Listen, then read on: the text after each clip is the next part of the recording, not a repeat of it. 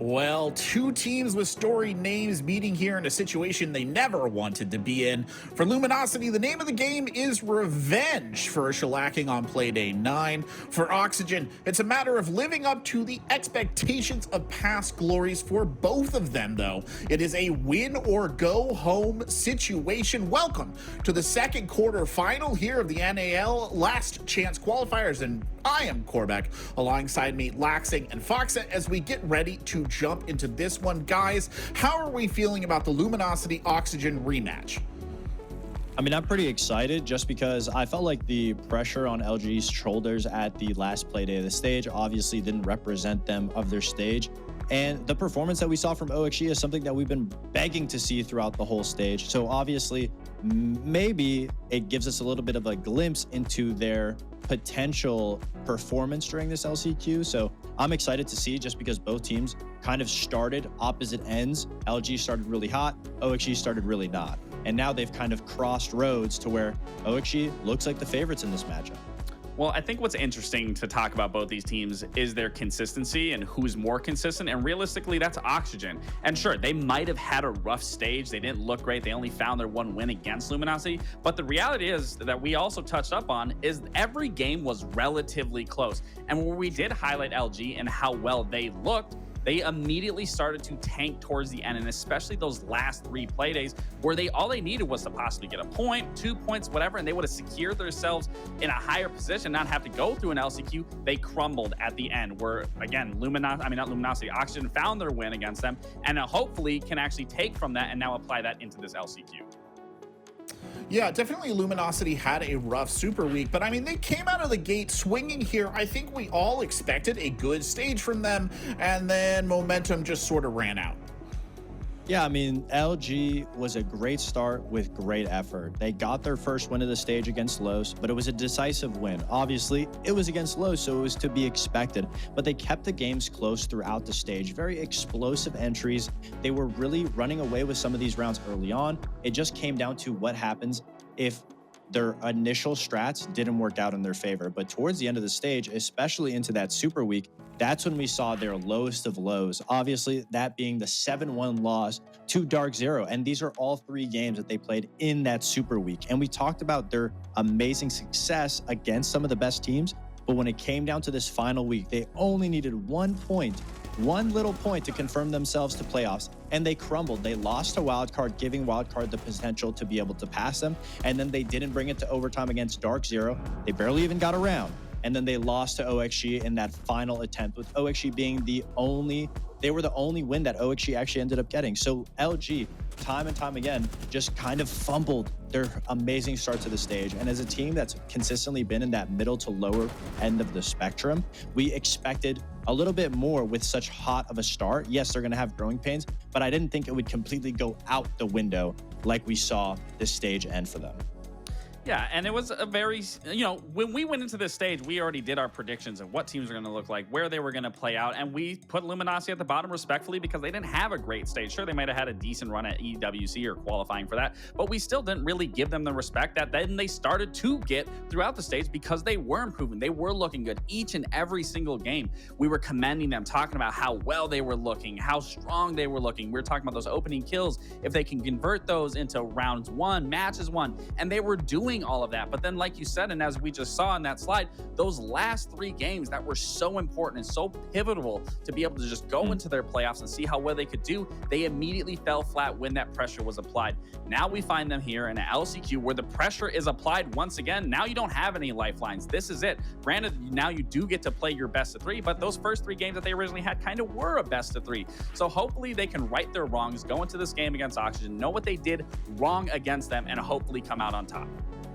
Right, and the player on the screen that you see is Kixro, and he has been a player that when you look at Luminosity, there's no standout anomaly of players overperforming their position. But Kixro is a player that has been underperforming for the team so far, and he is usually in these clutch situations. We talked about them needing to figure out their opening kills and opening deaths, and they actually were able to focus on that and make it a lot better towards the end of the stage. But every time that it would be a 3-on-3 or a 2v2, Kickstro was one of those players that unfortunately was just falling short for the team. He wasn't able to capitalize on the early advantage, and we need to see more from him in the LCQ, because so far it kind of looks like he's a man on an island away from his team. And I don't want to use the term baiting, but more often than not, he is unable to capitalize off of his teammates, and that's just not a position that you want to see any of the players be into, especially with how much we've commended their amazing pre-prepped attacks. And so if we see that come alive and avoid the pressures that the LCQ brings, I'd like to see Kickstro come together full circle with the team, because he is a very talented player. Baiting, such an ugly term in the world of Siege. I'd say it's always got such venom attached to it. But, you know, Oxygen, it's been a rough kind of decline for OXG to end up in this position that they're in, especially coming off of a decent performance in stage 1. You really kind of feel for them, and I think we all kind of expected a little bit better of them as well. Yeah, and to be fair, we were harsh on them in the beginning of the stage because we were expecting a lot out of them. Realistically, when you look at that roster on paper, that is a dominant roster. All 5 of those players are very strong and they're outright. They just can't find success. But again, something that we've touched up on already is the fact that every game that they had was relatively close. They weren't getting blown out of the water by any means. I think their worst performance was losing to a 3-7, but every game it was a 7-5, 7-4, possibly overtime 8-6s. So by all means, they haven't looked terrible. And then you look at the recent matchup where they did find their first win against Luminosity. Everyone on the board was playing extremely well. They all were doing their job. The teamwork, the coordination was there that we were preaching that they needed to have to finally get over that hurdle. And they did against Luminosity. And that's truly, sometimes you just got to get a win. And that's what truly lights the fire underneath you, where you can start to find success. You need that win. So getting that win was definitely pivotal, but it's important to acknowledge the fact that, yes, they didn't have a great stage, but they did end on a winning note. So hopefully now coming into an LCQ, we can see them hit that stride that we've so desperately wanted to see them throughout that stage.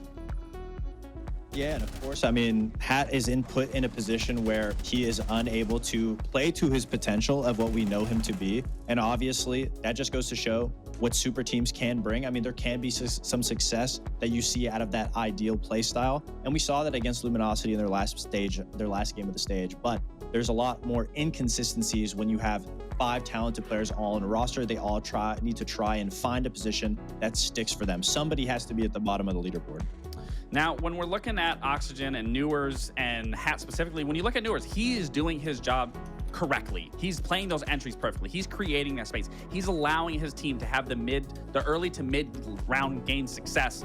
It's there. But then when you look at Hat, he is currently the 5th worst rated player in the league right now. And I don't want to just heavily put that on him, because when you're joining a roster where there isn't team chemistry, there isn't coordination, on that support role, you are naturally not going to be performing. So it really is going to come down to Hat here going into this LCQ to just find his footing. Maybe switch up that support playstyle. Maybe copy something similar to Forrest. Play more aggressive. Get some plays underneath your belt. Stay alive. Get maybe another kill within the round, because he just hasn't been able to find his footing. Because when you remember back when he played on that old East Coast roster, he came off that lurk role, that flex role, and he was playing a phenomenal job. But then he joined Luminosity on the support role. Couldn't find success on that roster. Now on Oxygen, can't find success, but the similarities of Luminosity and Oxygen is they both lack team coordination and chemistry. So I do believe with getting that win against Luminosity recently, now coming into this matchup, that we can find success coming out of Hat. And I believe if he does perform, that will tremendously boost Oxygen's overall success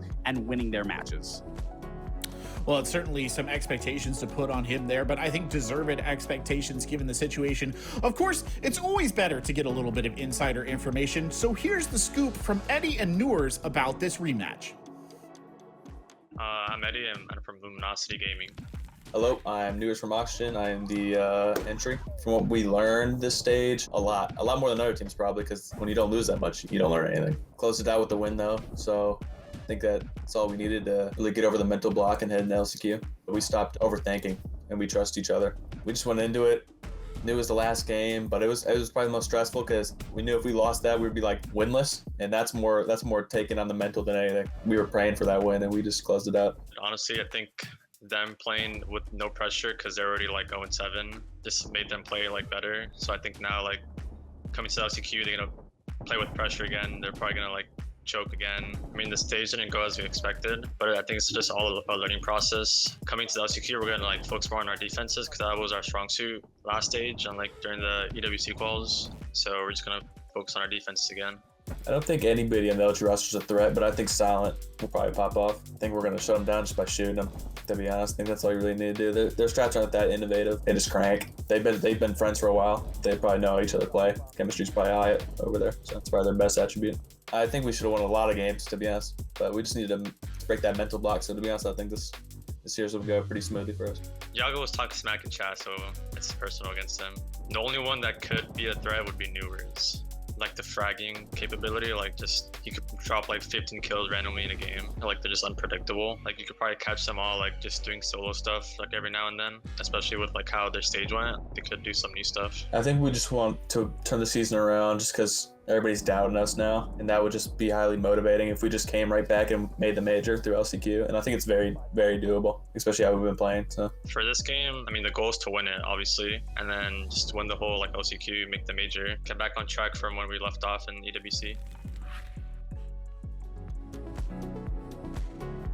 Well, I'll be honest with you, there's not a lot of mutual respect between these two teams. I'm a little surprised at how much they're willing to bag on one another. Yeah, I mean, I'm surprised Eddie's not giving the respect to Oxygen, given how close their games were. Sure, Luminosity looked better throughout the stage, but towards the end, that's where they collapsed. But I still think Oxygen, regardless if they're, back, they had nothing to lose. They still wanted to win, and that's exactly what they did. And I don't really even looking at the maps, sure, this is a good map for Luminosity, but for Oxygen, I just need to see the consistency that we saw on that map bank against Luminosity be applied. So I don't really care what maps Oxygen is going to be playing, because what we've seen them throughout the stage is they couldn't get the job done. So as long as we can see the teamwork, that's what I want to be coming out of Oxygen.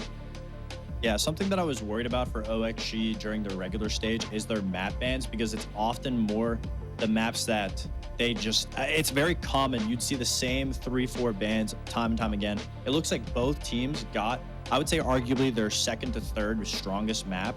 Obviously, Skyscraper being a good LG map. Lair OXG seems very comfortable on it. Obviously, they lost that game against, I believe it was Sonic, but it was a very close matchup that we thought OXG should have won in the first place. So now, against a weaker opponent, arguably compared to Sonic's, it should be a little bit closer together. I really like the map bans. I really think the best team will show out. I don't think any team favors one map more than the other. I think we're going to get a full map 3. Yeah, it seems like a decent map pool for both sides, and I think your prediction of a 3 is on point. But also, you guys have both predicted an Oxygen win. I mean, you stand by that now that we've kind of seen the interview, the tail of the tape, such as it is? Yeah. I mean, when you look at the pressure being applied where Luminosity absolutely crumbled, that's my reason why that I just can't see Luminosity getting on that hurdle where I see Oxygen being able to take it. Right, I agree completely.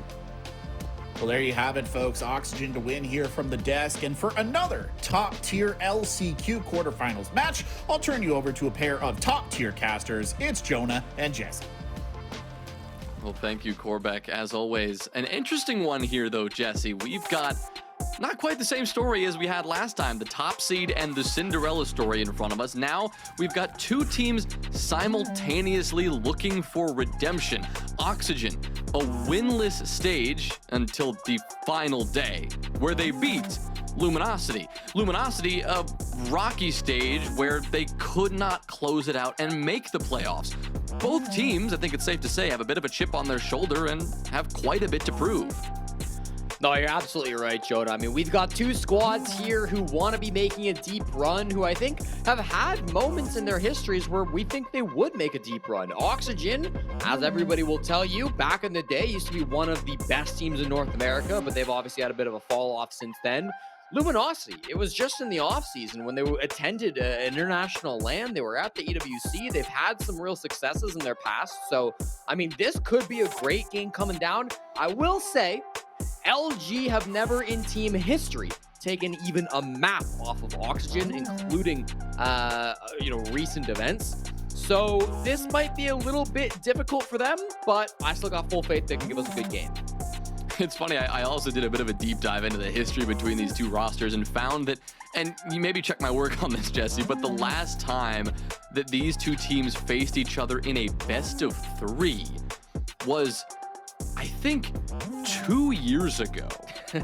in SCS 7. And not something that, you know, we expect to bring up in a situation like this. That was December 2022. So these teams, despite occasionally running into each other, have not actually hit each other as organizations since the rosters looked completely different. Newers is the only remaining member, and this is crazy to think because I feel like he was the new guy at some point. He is the only remaining member of that Oxygen team from December 2022. Eddie and Kixrow, the two remaining members on the Luminosity side. So whatever you look at this, whatever past results you want to look at, one thing is very clear. The most salient result was OXG over LG, 7-4 win on Bank on the final day of the stage. The only win that Oxygen had all stage long. They were 0-7 coming into that game.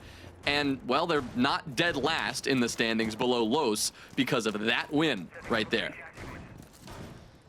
LG gonna need to try to break the stats here. Of course, historically not great against OXG, but that's okay. This is one of those games that can absolutely go the opposite way. Yes, Oxygen won the last time they played with the same rosters, but we could see things swapping by. Luminosity start on attack. Of course, this is their map pick. One of the most defender-sided maps in the game. Oxygen, of course, chose to start on the defense. And Luminosity, this might be a tough challenge for them. They actually had the lowest attacking win rate of any team in the North American League Stage 2, winning just 39% of all of their attacks. It's not going to start off very easy. Silent, the opening death as Gomez takes him down from drum. Well, a good start here for Oxygen. That's exactly what you want to do to open things up on Skyscraper. The most defensive-sided map in the game. This pattern exists across all regions, not one of those maps that varies from place to place. You expect Oxygen to come out strong here, and Luminosity doing whatever they can to at least have some kind of success on the attack. If you can get out of here with 2, that is a job well done. This first round, of course, going to be a bit more difficult now that they've lost Silent and you don't have that Sophia in the mix here to make things any easier. Making this transition from that exhibition office side over to that tea and karaoke side is now going to be a little more frustrating when you don't have the man advantage to push through drum, to take mezzanine right. It's very difficult to take that space if you're not ready to find those trades. Yeah, I love the stall, too, here. This is going to be a late execute because you've got Goyo canisters to burn through. You've still got 3 Toxic Babes as well from Hat, who Hat can really position to wherever he wants at the moment. He's just in the bomb site. They don't even have the Bandit batteries cleared out. They will find Diaz, so that's the Goyo off the board, but not the most amount of utility that you're going to be dealing with now. The play from Wi-Fi down below will allow them to open up the Geisha wall as well. But again, this clock just keeps on ticking, and they have some really powerful positions to clear out. Still Geisha being held, still main stairs being held, and 2 more Toxic Babes as the first one comes out from Hat. A lot of utility in the way. Luminosity still haven't done much to really start pressuring that or luring that utility out of the Oxygen pocket. It's going to make this so much more challenging. There's the first Nitro Cell sent up. It claims a kill onto Wooz. Wi-Fi close behind. He's on the trade, but still the advantage, the positioning held by OXG. You've got Eddie walking up, diffuser in pocket, can't make up his mind and walk straight in to the shotgun. Newers can't help but chuckle. That was ridiculous. Kixrow, he's out of time, and Oxygen take the first round after a bit of a whoopsie in the middle of that one. You know, I actually didn't think it was a bad push before that unfortunate mishap. I mean, they had gotten it down to a 3v3. Yeah, they still had a lot of time to deal with, but if they had just committed to pushing one of the angles that they had good control of the main stairs. They'd cleared out, they applied a lot of pressure to Geisha. They had full control over Drum and Shrine. They could have pushed their way into Tea Room and tried to go for an execute there, but that team kill is genuinely so impactful. I don't really blame Wi-Fi for that one. Eddie, as you said, just unable to make up his mind where he wanted to go. It could have happened to anybody when your teammate's moving like that. Just not expected, which is really unfortunate. Those are those miscoordinations that I think sometimes come back to bite Luminosity on these attacks. There's a reason why they often don't have very much success on this side in particular. They're a great defensive team. You know, they can be really effective on that other half, but when it comes to their attacks, they can be a little discoordinated sometimes, which is going to happen. It's a new roster this stage. They brought in, of course, Wooz coming up from Tier 2, but regardless, it does feel like this team may be struggling a little bit on this first half, and it's not the result you want to start this game. Yeah, just the first round on Skyscraper. I mean, it's no big deal as you kind of look to the big picture here. We know how difficult attacking this map is going to be, but that's something you want to work through very quickly. Don't want to see those kind of mistakes come through because you only get so many chances to attack on this map successfully. It's often going to fall apart before you even get to the execute phase. It's just such a map that allows a team like Oxygen to just play so flexible, play so free on the defense. If you have those opportunities, you certainly have to take advantage of them if you can. So a bit of a mistake there gives Luminosity some trouble in the first round, but they will set that aside and do their best to move on with a clear head to round 2. The Deimos, of course, assisting the problems that might lie around the other side of the wall, in this case, Kixrow, having to deal with, well, Yaga's position downstairs, but he will make a quick retreat up the stairs and a bit closer to the rest of this extension. I mean, you see all the pressure that Oxygen are applying on this T and Karaoke side, making sure that there is a heavy amount of defensive resistance if Luminosity want to clear this all the way out. It looked like initially they did, and that kill from Eddie onto Gomez, well, certainly we have a pretty clear indication of what they're up to right now. Wi-Fi on the cutoff was trying to slice this top floor in half, but it does look like Oxygen should be able to rotate back either way. Nice pick now, and good droning as well. They'll find that Dragon is being retreated from. I don't imagine they give it up completely. We see the Warden still holding there on the far right, Legion pressuring up as well. So still plenty to clear. This clock going to be another problem for LG, as it often is on Skyscraper. They're hunting for the drone and will likely shoot that now. This is a very common drone spot to see. It's just through the drone hole up above. This clash is going to be a bit of an issue, of course, as we get towards this late round as well. They see the clash now. The Deimos trying to hunt it down, but other than these nades, not a lot they can do with it. They'll exchange hands for the defuse kit and clear out the deployable shield. So that's a little bit of util cleared, but getting past this Dragon position is going to be the hardest thing that they've got to do. A Deimos track plus maybe some Grimbees could do it with information, but even still, the angles are often very favorable. It is actually going to be a Capitao bolt, but they still lose the fights. They do get the trade. The firebolt from Wi-Fi finishes off Yaga, but it feels like the damage has been done. Well, you think, but you see that grenade perfectly placed right at Newers' feet. Silence able to quickly add on to that and get the kill. Now it's Oxygen who find themselves in an awkward spot because of it. You've got Hat, who's just got the clash, a shield in front of his face, Diaz behind him. He's going to have to pull out the SMG, otherwise this one doesn't seem likely in this 2v3 situation. Doesn't know which way to look. Diaz has been finished off in the meantime as well, so Hat now the only one who can stop this. He's able to get one, but cannot get the spray transfer onto the second. Luminosity, they find a little something there, preventing Oxygen from getting more than just the first one. Big 3K from Eddie. Call him Ed and Eddie, the way he's playing on that round.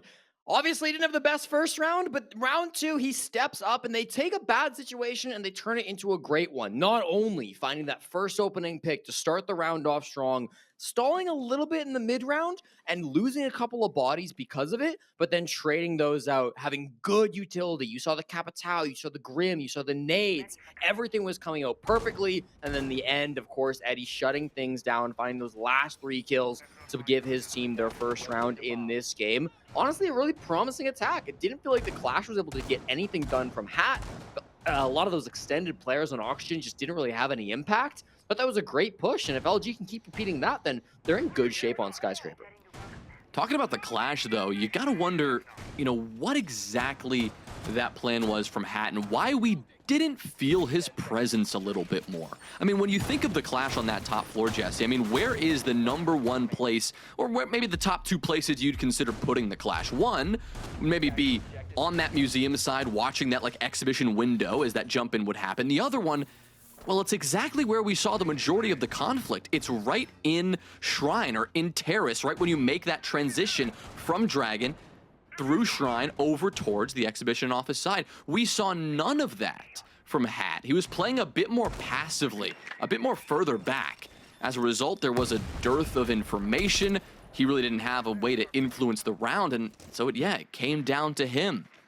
Saw the Clash pick, and you do like to see that innovation here or there, but it just did not pay dividends in the end for OXG. So seeing what they can do here, doing away with the Clash, instead switching it up in a pretty big way. Hat's gonna move over to the Smoke. We've got the Frost coming out, the Fenrir coming out, the Castle, the Wamai. A lot of variety here as OXG see what they can do as they will try to lock down this top floor on yet another extension. The big difference is this time they have to deal with a Monty.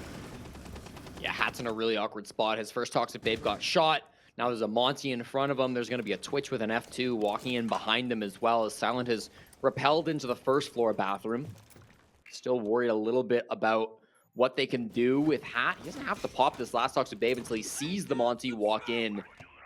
Maybe they could try to find some way around it. There goes a smoke grenade, and there's the Toxic Babe to stop the push. So this top floor, of course, bomb site's barbecue kitchen, but top floor is so important, and that's why LG are so focused up here. They're trying to work their way around as all of these roamers are holding strong angles and strong crossfires. They need something to happen, and it could be Silent from down below.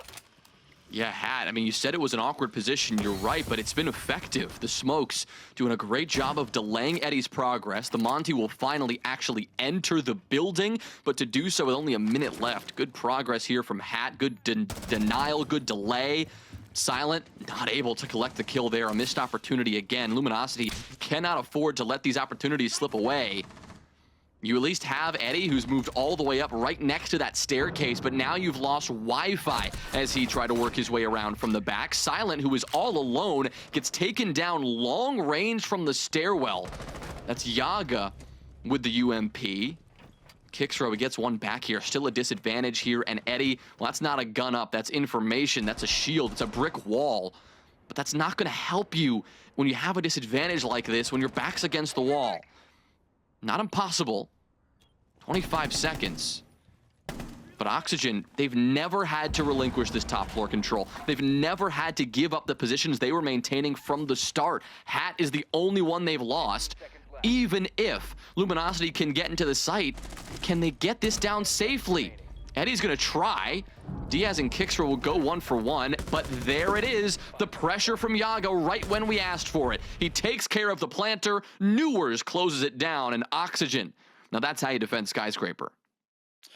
Yeah, I mean, it took them 2 minutes and 20 seconds to clear out a single smoke on the black stairs. You know, he had teammates up above that were holding the cross angles. That made it difficult for the Monty to walk in. But I mean, they did have the Monty still. They had a full control of the bottom of black stairs. They had a player on the window, Kixro, who eventually did get the kill. They, of course, had their Twitch down there as well, who had the opportunity but just missed the shots when it was available to them. Yeah, a lot of stall, a lot of time management problems from LG as they face these obstacles that they just don't have the ability to clear them, certainly not quickly. Even the final seconds, we saw Woos battling up on the top floor, still trying to wrestle away that control that they were never able to get. Luminosity, they clearly had a plan at the start of that round. They wanted to walk in the top black stairs. They found one obstacle and they had no answer to it. They had like 3 guys standing outside that doorway for a really long time with no adaptations coming out, no rotations coming through either. Luminosity just unable to come up with the answers that they needed that round. And with it, they will lose the first quarter 2-1 on the scoreline. Not bad, especially for Skyscraper, which we say is extremely defender-sided, but even still, Luminosity, definitely something to be desired on a few of these attacks. Well, I talked about it on the desk. Oxygen haven't had, well, the stage of their dreams, but they really haven't had the last 2 years of their dreams. It's been a while, Jesse, since this team has been at the top of the region, has been nearly at the top of the world for a time. I mean, a rough roller coaster. You lose Dream this year, and things, again, just seem to be getting worse. They've been in the LCQ for the last 3 stages. Stage 1 of this year, Stage 1 and 2 of 2023, never getting past the semis. Always getting to the semis, but they lost to Sonics, who would go on to the Copenhagen Major. They would lose to SSG, who would go on to the Atlanta Major, and then they would lose to Sonics, who would eventually lose to SSG in the final for the Manchester Major. So Oxygen are in familiar territory, it's safe to say. but they are not in necessarily friendly company in terms of the results that they keep. Looking to change that here. A win on their opponent's map pick would certainly go a long way to do that. But as we said, every single defensive round here, you try to get as many as you can on a map like this. Already some early slipping here in round 4 as you've lost Yaga, the Vigil who was trying to apply a little bit of that early pressure to this Luminosity attack. Well, you've already lost him, and they only have 4 bodies left, but still playing actively on the site. Oh, this is tragic. They've missed drone Newers, and he knows that they have. Finds the first kill on a Kixro, easy peasy. And the second, just misses the shots. Eddie is there for the punish, and they do go 1-for-1 in the trade, after also finding Yaga for free. So it's a man advantage regardless, but they're still a bit sloppy on that droning. They missed him with the bees, and they missed him with the drone as well. Gonna be able to get 1 pick there. That takes Kixro off the board, and also 2 minutes, as they spent all that time on the office side extension. Not a bad situation to be in with a man advantage, but we've seen the time continue to be a problem, as it so often is on Skyscraper. They've got 50 seconds now to try to convert a push in through Drum, in through Geisha, make this defuse kit hit the ground. Diaz, Hat, and Gomez will be the 3 anchors to try to lock down this round for Auction and extend their lead. Got still 2 Toxic Babes in the pocket of Hat, of course a C4 in the pocket of Gomez, and plenty of utility for Diaz as well. Well, Wi-Fi will make his presence known. A quick rappel in, seeing if he can maybe pinch out some of these defenders from the other side. He'll work his way up the stairs, but a Toxic Smoke will greet him. He'll swiftly turn around and wait his chance. Diaz, nice shot there. Eddie was not ready for it. That quickly turns it back to a 3v3. Hat and Gomez, they've woken up now. Diffuser dropped 5 seconds, and Wi-Fi, who was trapped down below, well, he's out of time. He's out of options, and now he is on the floor. Oxygen lock it down despite the disadvantage. They take yet another defensive win. Yeah, this is a difficult one now for Luminosity. They're usually a pretty solid team when it comes to converting those opening picks that they can get on the attack. Throughout stage 2, they've had a 69% win rate when they get the opening pick on offense. But nice. This time, I think it's very nice. I think it's very telling that the map that we're on is Skyscraper, because it's so tough to work the angles in when the defense just have so many crossfires. You see all the footholds they're making up, all the angles that they have advantageous for their own direction. Luminosity, they tried to split up their push a little bit. They had, I believe, 2 guys coming in the top black stairs. They had 1 walking up the black stairs, and then I think it was Woo's solo on the other side of the map. Woo's got into a 1v1, ended up losing it. Everybody else that was pushing more towards black also got into gunfights, so they just couldn't walk away with the wins. Not sure if it's the direct gunfights that Luminosity are struggling to keep up with against OXG, or if it's specifically the angles that Auction are making that Luminosity just don't have time to clear carefully, and they've got to kind of rush things. Regardless of the situation, obviously this game has tilted very heavily in the favor of Oxygen. Luminosity hoping to bounce back a little bit on that second half, but as you said, as many as they can get. If even a man advantage, even a good roam clear isn't going to be enough, the question starts to wonder, what is it going to take for Luminosity to get a couple more attacking rounds? Got 2 chances here, and the first one, they're going to be able to go back to the same bomb site that they won 3 rounds ago. Luminosity, they've been, decently successful getting in the building and finding that kill. So far, these 2 teams trading entries, 2 and 2. It's been Eddie and Kixro. They've each found 1 for Luminosity, Gomez and Diaz for Oxygen. Skyscraper is one of those maps where I'd say compared to some others, the opening kill is not the end-all, be-all. Compared to something like Chalet, something like Border, where you do see a bit more of that explosiveness, a bit more of that trade game. But when it comes down to it, especially on the attacking side, when you have all 5 men up, it's just so much more efficient clearing out a map that is already so difficult to go through. So much square footage to cover, so many defenders to root out of their hard-stuck positions. And losing a body or 2 on the entry can make that so challenging to overcome. More likely, if any team is going to make a comeback in the round from a disadvantage, it's going to be that defensive team. This round so far, no action just yet. Still waiting for that opening duel, but as we say that, it is Kixro who opens things up onto Newers. Again, the Vigil not having so much early success. Oh, Kixro certainly is, though. They're down 3-1, but Kixro has found 6 kills and only 3 deaths. He's certainly having a lot of success so far, and I think a lot of that does come from him just being so confident in his positioning. He's one to always get in quite quickly. Kickstro is the entry for this team. He likes to make a big splash, and of course, we'll be trying to do that continuously. He's got all 4 other defenders already marked, so he can use these last 2 Daemos tracks as he pleases. All of these operators should be his to find. We see him clearing the angles with the pre-fires. Nobody challenging him just yet, but he will be a threat as they continue to push on in through Shrine. And of course, over by into Minibar as well. We've got a lot of players on the side of Luminosity wrapped around the bomb site. Nobody immediately over by the window, but it's again a Dragon Clear that comes out, and it's a big nade from Kickstro. Traded out 2 for 2. Silent finds 1 for Gomez to make the man advantage favor Luminosity. But now there's 2 more bodies to find and 30 seconds to do it. Well, we hinted at this earlier. If there's any moment for a team to make a comeback, even in a man disadvantage, I mean, Hat and Yaga could do this. There's 20 seconds, which is going to force Luminosity to move in aggressively, maybe a little more disjointed than they'd like. The stuns will come in, though. Hat, uncomfortable, still in his position. Yaga, oh, he goes for the rotate outside the door, revealing his position, and then the headshot. Beautiful through the smoke. Wi-Fi closing it down to end that one here. And Luminosity, they do the job that they needed to do. They get 2 attacking wins to start off Skyscraper. That right there is exactly what the doctor ordered.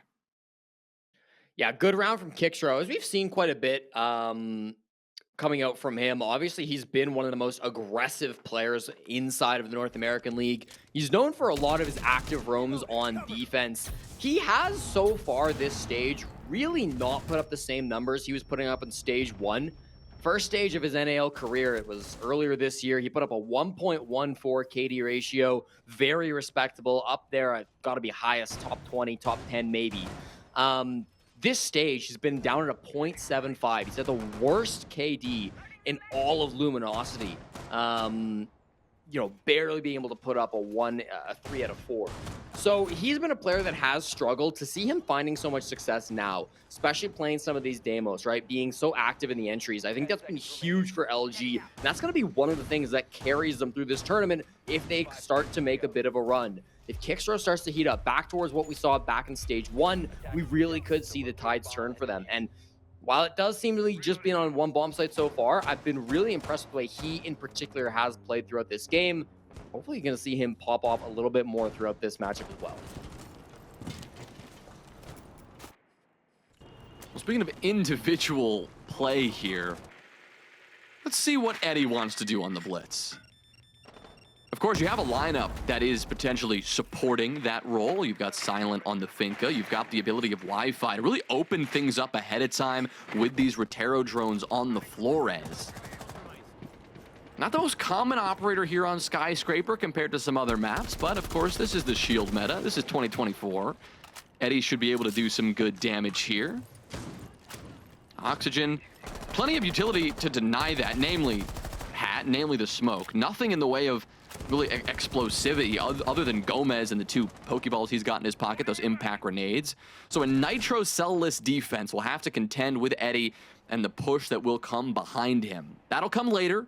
Right now, the focus for both teams will be dealing with this top floor, Oxygen defending it, Luminosity clearing it out. As I say that, though, they're going to shortcut this. We knew Eddie was coming, but we didn't know when. He steps in and gets denied. A 3v3 now as a result as we trade blows back and forth. Silent, he's pinned in a corner, but he'll boost himself back to health and get himself in position to maybe surprise Oxygen on the retreat. Knows that there still are some defenders up above, but this explosive push, well, it's slowed down for a moment. Yeah, I mean, they have site control. Every player on Oxygen is up above the bomb site, but it's really hard to plant on Barbecue Kitchen without control of that top floor, especially since they've got no smokes, no shields. That's why you see Silent pushing up the main stairs, punished by Noors, who gets his 3rd on the round, leaving Kickstro, the star player for LG, up in a 1v3. He's really going to need the heroics now. He's so far away. Plenty of time to play with Jonah. Almost a full minute on the clock. And seems to have good intel on these player positions, but he's got to win the first one here. Full blind, finds the Fenrir regardless. Yeah, that's a great way to start. Problem was, he lost most of his health in that engagement. He's got to take 2 more. 110 health for Hat, 69 for Gomez, and he only has 12 to his name. Yeah, that's not going to last much longer, and I think he knew it. But at the half, it's 4-2. It's exactly what you might expect from Skyscraper.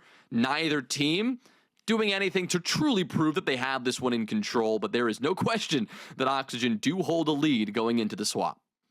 Not a flashy round from Yaga, but I think he was really important there. He got that opening kill onto Eddie to shut down that blitz push. And with these, they're great angle actually from our observer. With these types of rushes, it really is like you need to get that first opening push. Otherwise, it's really hard to make a backup plan, right? That's one of the things with blitz is if it doesn't go your way, if your initial push somehow doesn't find success, oftentimes you don't have the tools to pivot. You don't have the ability to back up and make some other kind of a play. Eddie has brought a ton of blitz this stage. It is by far his most played operator. He's playing it more than 1 in every 3 attacks. So he loves this blitz. He's playing it super, super often, but just isn't quite finding so much success with it. Playing it 14 rounds through the stage so far out of 38. So obviously it's an operator that he does like to play, but so far the win rate's not always been there. And I'm hoping if we see Eddie continue to play this operator, he can get that win rate a little bit higher. But at the moment, it's just not quite there. It's not quite there for Woos either right now. 0-5. Yeah. Still hasn't made his impact felt here in this game. But on defense, Jesse, it's safe to say we can expect things to change a little bit. You put him on the Goyo, you know that his role is going to be generally pretty anchor-focused. But those Vulcan packs, not only are they a critical piece of utility, but, well, you give him a little shotgun in his hand and he can do some damage. So keep an eye on that. Woo's right now positioned in Geisha. We'll see if he comes into play a little later. Right now, Oxygen still have to just get boots on the ground, get some movement going, and decide where they want to make this approach from first. But generally, we can expect this Geisha position to be hotly contested soon enough. And it looks like Diaz is going to be the one tasked with that very thing. It'll take a moment to brew as he right now is busy getting this wall open. Shouldn't have to contend with much of anything in the way of hard breach denial. It's only the mute jammers from Eddie that'll stand in his way. While he does that, you've got Newers trying to lurk his way down below. Ooh, maybe find a kill here early on the Deimos. Yeah, he's got a drone hunting for Silent as well. Silent is worried about a cross angle, but there's nobody else. I believe it's just the Deimos that's hunting him. I believe he hears the drone now, hunting for it, knows that there's a drone around, playing games with the drone even, and he gets punished. It's Yaga. They do kill Newers, who was on that Deimos, but it doesn't seem to matter. That goal was accomplished. The Deimos got the roam clear off, and they've got full bottom floor control that Yaga can just have a huge time with. Playing on the spot, he can get below all these defender positions, start to rip open the floorboards, start to pop open this utility so they can get the Geisha wall open. This is massive. Getting Yaga down below was the main thing Silent was supposed to stop, wasn't able to do that. So now with Yaga in the bottom floor, with a Capitao full of utility, with good operators like IQ and Nomad to also watch for the flanks and deal with any of these cameras that might still be up from the Valk, I think Oxygen are in a really good position. Time is still not easy, and these defensive angles can be strong, but they seem to be winning their fights. Yeah, this is one of those moments where Oxygen need to take advantage of this. This is Skyscraper, and you don't get these opportunities often. Gomez, big moment, big fight for him to come out on top, and that win right there now gives Oxygen the advantage, removes the smoke from play. The swing, though, a little surprise from Eddie. That's enough to equalize. Back to a 3v3 here, and with Gomez felled by Kixrow, wait a minute, Luminosity. They fight back, and despite the advantage, despite the edge that it looked like they had, Oxygen unable to convert it just yet. Yaga, a 1v3 for him.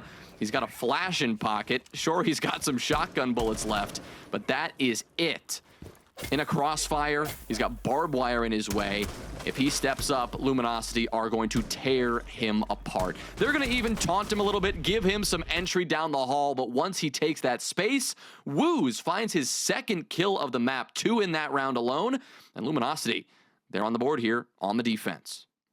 Good early round. I thought they got all that they wanted with Yaga down below, but the execute just not able to find success. I really like the aggressive moves. You saw Luminosity started with an aggressive swing from their smoke out of T room towards the top of the black stairs. It didn't work, but that didn't stop them, right? Yes, we saw Gomez start with a kill into Wi-Fi, but did that stop the aggression? No. We see Kixrow get a kill, and then this one in particular from Eddie was massive, stepping into Drum, finding Diaz. Diaz on the Capitao with still 3 bolts in his pocket. He'd only used 1 firebolt prior to his death there in that moment. So for Eddie to step up, get that kill, that's huge. We also kind of spoken into existence there, Jonah. Now Woo's 2-5.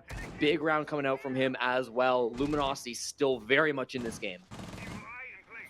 Let's take a moment to chat about this for a second, Jesse, because we didn't get a chance to necessarily give our predictions before we came into this one. And admittedly, I was a little surprised by the double OXG pick. I know our analysts may be a little biased given their past history, but tell me what you think about this. I mean, where do you think these two teams stand, record aside, what you're seeing right now from them, of course, in Skyscraper? Feel free to take that into account. I mean, who do you think stands the best chance of coming out in this best of 3? I know we're a bit late to the game here, but I think still a worthy conversation to have. No, it's a really tough one to call. I think that obviously Luminosity have been better recently. They've had better results through the stage and through the summer offseason especially. But Oxygen, they've got that one most recent win over LG. And I think that's what's stuck in the minds of our analysts, which have caused them both to predict Oxygen to win this. I'm not so convinced that one game is going to change the tides. I would pick Luminosity to win this BO3. They're also an extremely good Skyscraper team. We haven't talked much about their record, but at least for their map pick, I mean, this does make sense for them to have chosen it. They have an 80% win rate on Skyscraper this season, so clearly it is a map they're comfortable on, but even still, I mean, it's anybody's game for me. I expect us to go the distance. I expect us to see Cafe, and at that point, it really just becomes a test of endurance and who can make the fewest mistakes. All right. I like to hear that. Good to see a little differing opinion from the desk. And I was with you, frankly. I was a little bit taken aback by the double Oxygen prediction. But, I mean, right now they lead. They've shown us a little something here, to be sure. But it's still at that point in Skyscraper in this series where it is still completely up in the air. You know, was that win at the end of the stage, end of the group stage, I should say, enough to give Oxygen the edge over this Luminosity team? Or was the kind of fall off towards the back half of the stage enough to doom Luminosity here as well? Those are obviously the conversations swimming around on the desk. Here in the lobby, we look at Wooz, now thriving on the defensive side. 3 kills through the last 2 rounds, and while he is still alive, potentially waiting to find another one. Kixra will maybe rob him of his next opportunity as he's the one to take care of Hat. Look at Yaga on this Monty, just back and forth here with the Bandit of Kixro. He'll take the fight and win it. Whip around and look for the second. Gomez, he's got himself a kill. But as you lose Gomez now, it is Yaga in a 1v3, and this attack has been slowly, meticulously torn to pieces. Silent is the one to get the final kill there, and Luminosity with a very calm and composed defense. Well, Jesse, they tie us up 4-4. They do, and it's excellent to see Wooz finally coming alive. Less than a week shy of his 24th birthday. This has been a big comeback these last couple of rounds. Wooz, obviously the newest player to Luminosity, the rookie of the stage, just joined the team a couple months back. Obviously, for him to step up now 3 rounds in a row will go the way of Luminosity, and I really do think that they have been excellent on this second half. You know, defense is their stronger side. It is the side that we tend to favor on Skyscraper, and it's the side that they've been the most comfortable on Skyscraper as well. You know, they've played a good amount of this map so far this stage. Even coming into it, despite the fact that they didn't have, that they'd only lost it once all season, they only had a 17% attacking win rate. On defense, their win rate jumps up to 67%. So they tend to be a lot stronger on this second half.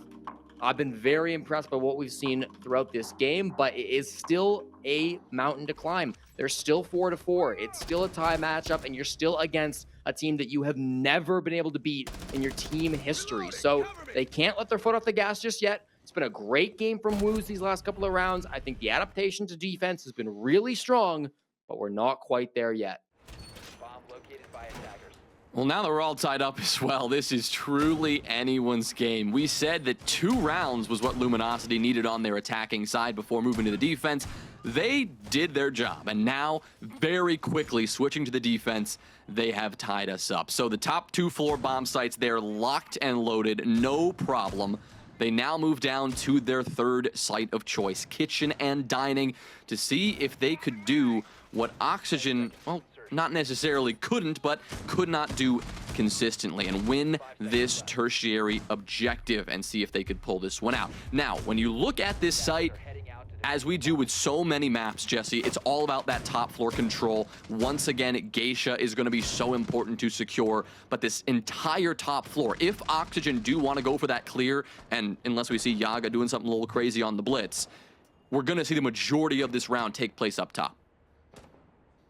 Yeah, it was just LG a couple rounds ago that chose not to do that play with the blitz, though. And honestly, I'm looking at Auction's positioning. Jonah, I think they're running the exact same gambit. It's blitz outside the main site window. They got a nade to deal with the castle barricade. I think they're about to barrel into site. Here they go. Yaga's got the opening. Oh, but he's been spotted. You've got Silent who stare right at it. Now you got to imagine the comms are flowing. He's going to call exactly what's coming, and now Luminosity are going to get in position to deny it. If they haven't taken control of Geisha, Oxygen could be in trouble from that position. You cannot just walk in there and not pay attention to the pressure that lurks up above. And there is still some pressure up there. So smartly, Yaga will back off for a moment, group up with the Newers, and maybe look to push from the doorway. It may not be a window jump in, but it still could happen quickly. Unfortunately, the frag grenade will come up empty on the castle barricade. So another momentary pause and a potential adjustment here from Oxygen on the fly. Nading castle barricades is, it's way trickier than you would think. I don't know why, but anybody familiar with playing frag grenades know that this is a common problem. The castle barricades can be so difficult to deal with. So without an Ashe, no Zofia, they've really struggled against these castles now. No Hibana, they'll have to use their Flores drones or find some other way, just punching them. They've actually moved their blitz up above. These C4 is starting to get dodged. That's Eddie's that just got wasted. Woos will have his now prepped and ready. Does get detonated and finds Diaz at the same time. The push comes in. Finally a pick. Now Yaga on the blitz. Newers follows up and the blitz doesn't stop. A down and one more player to try to find inside of Karaoke. It's Kixro. He'll finish off that first kill into Eddie, and then Kixro with the cutoff from Hat, leaving just Silent on the Boss G now in a 1v3. Seemingly an impossible situation. Well, the first round where I truly believe in OXG. What a comeback. A round that looked lost, having to completely readjust, and Yaga just turns the round on its head, goes upstairs, takes it into his hands. He goes down here with the Boss G of Silent landing its blow there. But man, what a comeback. Hat, Newers combining for that pressure up above, and the top floor defense of Luminosity dismantled. The final defender, Silent, down below, missing that initial shot with the Boss G. Now repositioning and rotating around. 9 seconds, this diffuser will have to go down. The shots will miss, and it is Newers who connects. He's the one who closes it down, and Oxygen, what a mid-round comeback to take the win. Yeah, nice stuff coming out. All right, we see really good blitz play from Yaga, of course, making a massive impact in that round. It did feel like once their plan got found out, that they might have been out to dry, right? I already talked about how it can be really difficult when you're playing blitz strategies to pivot. It can be really difficult to find a different strategy to readjust what your push is going to be. But Auction showed that it is possible. As soon as they spotted there was an anchor inside of Kitchen, they said, okay, that's fine. We don't got to jump right in the window. We don't have to rush this. Let's instead move ourselves away. Let's go in through drum. Let's try to pressure these top floor players. They did exactly that. They lost a couple of bodies, but it didn't matter because the blitz play was so good from Yaga. He knew exactly what he was doing on that operator. Really well played to clear out that top floor. That was one of the better attacks we've seen so far. I really liked what we saw from Oxygen in that, and now that gives themselves that lead. We said 2 attacks might be enough for Luminosity, but if Oxygen can match it or even beat it, this game, again, not done. Yeah, still a long way to go, but as you said, all they need is those 2 rounds to match it, and all of a sudden the responsibility is now back to Luminosity to try to make something happen. Oxygen, that's a 1-round lead for them here. See if they can keep that going. You see the Glaz coming out from Yaga this time, giving the blitz to Gomez. So staying flexible with the rolls, but you gotta think you might have an idea of what's coming here. The combination of those 2 operators, those smokes going out, a blitz rolling through, the coverage from the Glaz behind, can be such a potent combination when it comes to that eventual execute. The first foray here is actually going to be from Diaz. You see him losing some health here, taking quite a bit of damage. Newers responding to that will take care of Woos. Gomez now, as we said, through the smokes, he's looking to make his push. The coverage from Yaga is there. They've got a man advantage by 1, but now that has been sacrificed. Silent, he's gone 1 for 1 here. We are back to even. The destruction through this first minute coming to a brief pause. The control that Oxygen have taken, pretty significant, but they're not going to just bum rush the site right now. Just waiting to see how Luminosity respond. They seem to know about Silence position down below. You see the reposition from Yaga as well, trying to hold that. They're losing a couple of points of damage. Wi-Fi finds the first kill here against Diaz, who's upstairs still towards site. They've tried to work their way in through Geisha. The smoke didn't really work how they wanted them to. Wi-Fi now finds Newers as well, leaving just Yaga and Hat together at the top of Black. Silence still down below with those nitro cells. You still got 3 players in sight too. The intel is perfect as this bulletproof camera feeds all of that straight towards the defense. Woo's able to give out so much intel now. They'll start to use some of these nades to clear out some of this utility, but still 1 player down below that they're very concerned about. Yaga takes this gunfight and will win it. That's Silent down, but there's still 3 more bodies to find, and they're all up in sight. Yeah, and Yaga losing most of his health in that engagement as well. Just 7 HP to his name. Regardless of the guns up here, going to be so difficult against 3.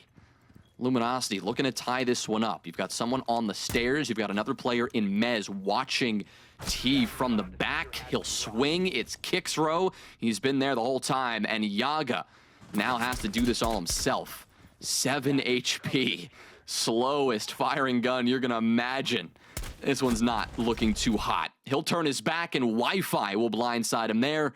And we are back to all square here on Skyscraper, Jesse. This is as classic of a Skyscraper map as you're ever going to see. Yeah, I do apologize to any of our viewers who may have asthma, as that round was full of smoke right at the start. 4 smoke grenades from the attackers, a bunch of toxic bays from the defenders, all in that hallway. And Luminosity are smart enough not to step foot into it or even expose themselves, because despite the fact that there was a glass and the entire map looked like it was filled with smoke, they weren't actually able to find any picks. I think that was the game plan from OXG. Try to work in a pick with this glass, make something happen with Yaga on that operator to really give yourself that advantage. Luminosity, they didn't step into it. They didn't give anything away. They just held their positions. They stayed really tucked in. They didn't give up any little sight lines, and because of that, they all stayed alive and were able to maintain their positioning throughout that defense and wait out the utility. Great thing about smoke grenades is they don't last forever. Eventually, they'll fade, and eventually OXG will run out of utility. That's exactly what happened. Tried to work some picks. The man count wasn't terrible for them, but it certainly wasn't good enough to make that push work, given their lack of util as well. So, with that, we are all tied up 5-5. Neither of these teams on match point means that we will need all 12 rounds of regulation, potentially in overtime as well. Luminosity on defense in the driver's seat, and Kixro for a spawn peek here. Didn't find anything. Yeah, just not finding it quite there. But I mean, you talk about how back and forth this has been, Jesse. It's been back and forth in terms of the round count, obviously, in terms of who's winning rounds. But even in terms of the entry kills, it's just been so 50-50. I mean, Kixro's had a bunch. Yaga's had a couple. Every single round, you just do not know who is going to be coming out on top of that opening engagement here. Early on, you're looking at Oxygen once again trying to apply the early pressure, but look at that Electroclaw trick. That was beautifully timed, and that is one exothermic that Hat will wish he still had in pocket. Now, plenty of secondary hard breach charges in pocket for both Yaga and Diaz. They've got a fallback plan here, but that is still a pretty significant loss at this stage in the game, considering the progress that Oxygen were trying to make. Now they're going to have to pivot and try to work around that utility as, well, Kixro is proving that those Electroclaws are going to be around for quite some time. Already did with the Dragon Shield, too. I mean, they've really made fast work of that far side of the map. I mean, they're in through Karaoke already. They're in through Tea Room. They've cleared all of this. It wasn't being held by LG, but I still got to appreciate that speed from Oxygen. Kixro is going to find himself at the center of the attention even more so after that Kaid trick, as he's the player playing closest up here on Dragon.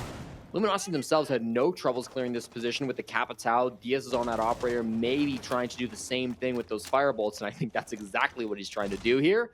With one more, I mean, Luminosity, they should be ready for this, as this is exactly the strat they used, but now they've got to move. The firebolts come out, and Kixro's so ready, he gets traded, but he just steps up and finds the frag on a Diaz. Yeah, he knew he was playing for his life there. He knew the Monty was in his face. He's either going to die there or get a kill and then die. So he did the best possible thing he could do in a situation like that. Not sure if you can believe it, but that is definitely the case. Now it's a 4v4 as a result. And here comes Eddie on the drop, trying to surprise Gomez, but he's the one who gets surprised.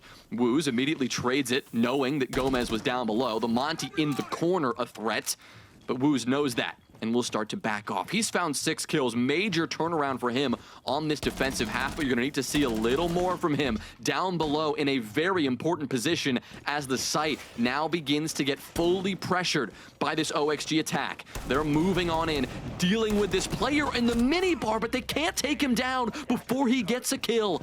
Hat is able to claim 1 victim. Newers will, of course, take care of Wi-Fi. And now in this 2v2, they have to deal with Woos. They still have not dealt with the Warden, and he is the one who ends it. Luminosity, confused at what just happened, but more than happy to take the lead and be the first team to see match point. This is a completely different Kickstro from what we were seeing through the entirety of Stage 2 before the Last Chance qualifier. Not only in that round did he get the Electro Claw trick to stall out some time and waste a bit of utility, keeping that VIP wall closed for a very long time. Not only was he able to step up and get the opening pick inside of Dragon, finding DS before playing for his life, getting, as you mentioned, the most that he could possibly get from that position. But as soon as he died, what did he do? He jumped on cams. He's on these Evil Eyes in sight. He's watching the defaults. He's feeding information to his teammates the whole time that he is dead. And that allowed players like Woos in the late round and Wi-Fi to make really smart decisions about their own positioning. Do I go downstairs? Do I go back up the main stairs? Do I try to get a kill against this Monty? Can I deny the plant? All of those questions were easily answered because they had such good information from those Evil Eyes that were in sight the whole time. Really got to credit Kickstro for that one. Obviously, the rest of the team also helping to call out with that info. But my God, he has really stepped up now. And with 13 kills, has put Luminosity onto match point in a dominant situation where Oxygen now needs to win an attack on Skyscraper or head to map 2 in a 1-0 deficit. And Jesse, for all the trash we talk occasionally about the new overlay, the one thing it does tell you is if your teammate is slacking off or not. Before you could tell if they were on cameras, you just couldn't tell what they were looking at. Now you get a very clear idea of what camera's being watched, where, exactly what is being covered, and if that teammate who has died is still being helpful for your team. He was. There was no question about that, and as a result, Luminosity, they find themselves on match point. This is their own map pick. It's been back and forth the entire way. But if you can close this one out in regulation, move into map 2 nice and refreshed, ready to go, you never know what we could see. We've been predicting a 3-map series this entire time, and frankly, I still think that's going to be the case here, regardless of this Luminosity close, if they can do it here, if it's going to be cutthroat in regulation, if Oxygen can take care of it in OT. Whatever happens next, this has been as cutthroat as you might expect, and Newers will make an unusual choice and give his life away against Kickstro. The ace of all people goes down first. Yeah, they've got the trade, thankfully. Good information from the Grim will feed it to Yaga, but still, that's a costly trade that you will lose Newers for. Not only one of your best players, but also that hard breach player as well. It's Barbecue Kitchen, so maybe the hard breach was already utilized. Maybe it's not the most important, but even still, feeding a free pick to the best player in the lobby is never advisable. They've got black control now. They can try to make a breach here. I mean, well, they can't breach if they have no hard breach, but they can try to walk in, if nothing else, and try to plant in the default spot just inside the wall. We've got to pick up the fuse kit, so that'll waste a little bit of time, but this is really going to be a minimal coverage execute. This is not dissimilar to what Luminosity tried to do on this same site.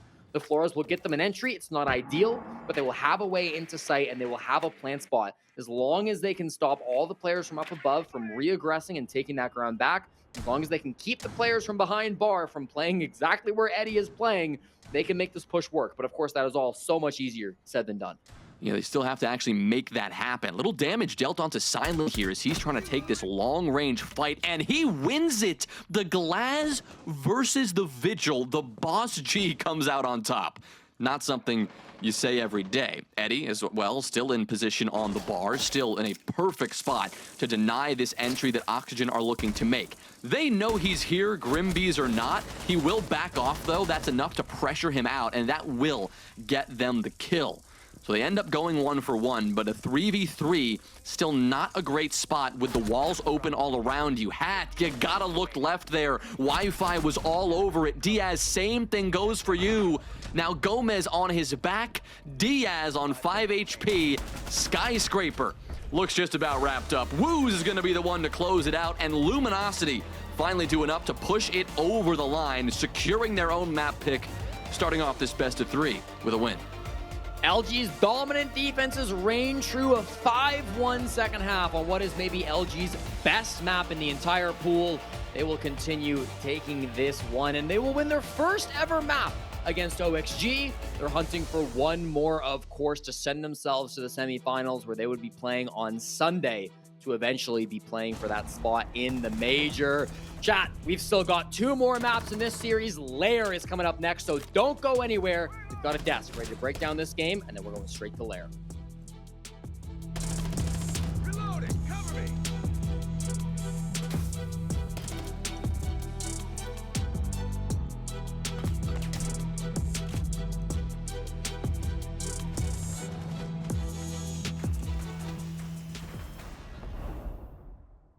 One dead barbecue. One down, one HP. down. We're making a plant. I first contact, George. I first contact. Don't peek. Breach. In the default spot. Don't peek. No!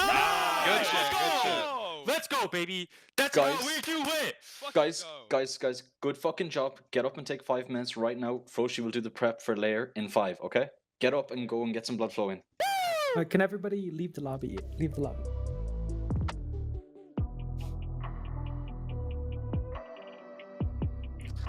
Yeah, I mean, That was a great fuck game. that. Yeah, I mean, Oxygen, they look great on that defensive half, which you should be winning your defenses going into the defending half of Skyscraper, but their attacks, I mean, we saw glimpses of where it's like Oxygen, they had the right idea. They could possibly win this round. They could possibly even put it to match point.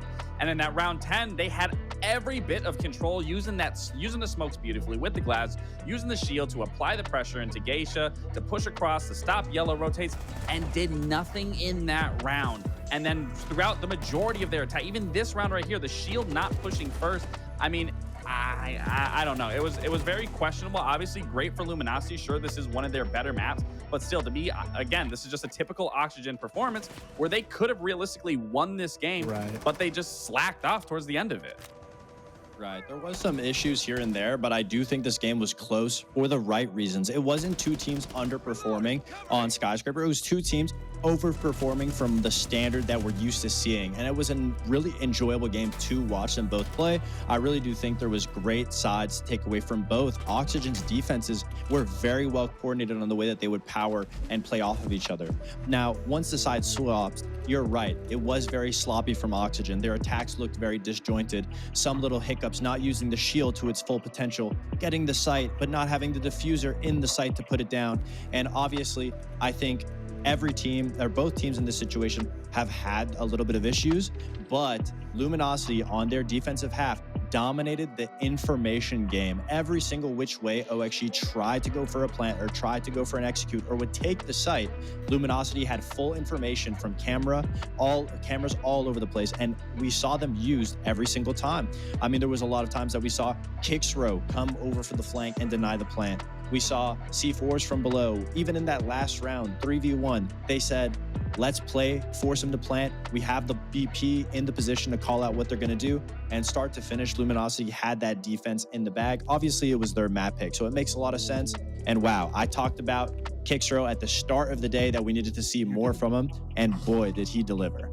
Yeah, I mean, Kix was just all across the board, and it was crazy that we even highlighted him in a negative sense of him not having impactful plays, because throughout his last stage and even this stage, I mean, it's been a little bit of a difference. So it's good that we're seeing him in the LCQ be able to put up these numbers, to have the performance that he has, but consistency is key. But like you were saying, their utility game, playing the information, it was so vital, especially in round 11, where you saw that come down to a 2v2. And I was curious, I was like, why are 2 players on that office side playing below? But it made perfect sense. They used those those evil eyes beautifully to gain that information, to stall out Oxygen, of being fully aware of where they were going to plant, got that free kill. Good heads up plays from Wooz as well. He was working the map, I mean, tremendously. We saw him in many different scenarios where he was constantly pivoting, finding the right spot, finding the right play, and just collapsing and shutting down Oxygen's attack. So, I mean, really hats off to Wooz as well. But both the players from LG have really been stepping up throughout this first map, and really excited to see what they can do going into Lair. Yeah, no, I'm quite interested. I hope this is working. You could hear me, right? Yeah, we got you. All right, you got me. Okay, yeah, I don't know. The little box on my desk just decided it was going to go on strike here. But no, I'm actually quite interested to see what a Lair matchup looks like, too, because obviously this is Oxygen's map pick. There must be confidence there in this map, despite us not seeing it played very often. Does, I think, Luminosity kind of have the adaptability on the fly to better kind of work its way through a Lair against Oxygen, or is the map pick really going to give them a significant advantage? OXG, that is.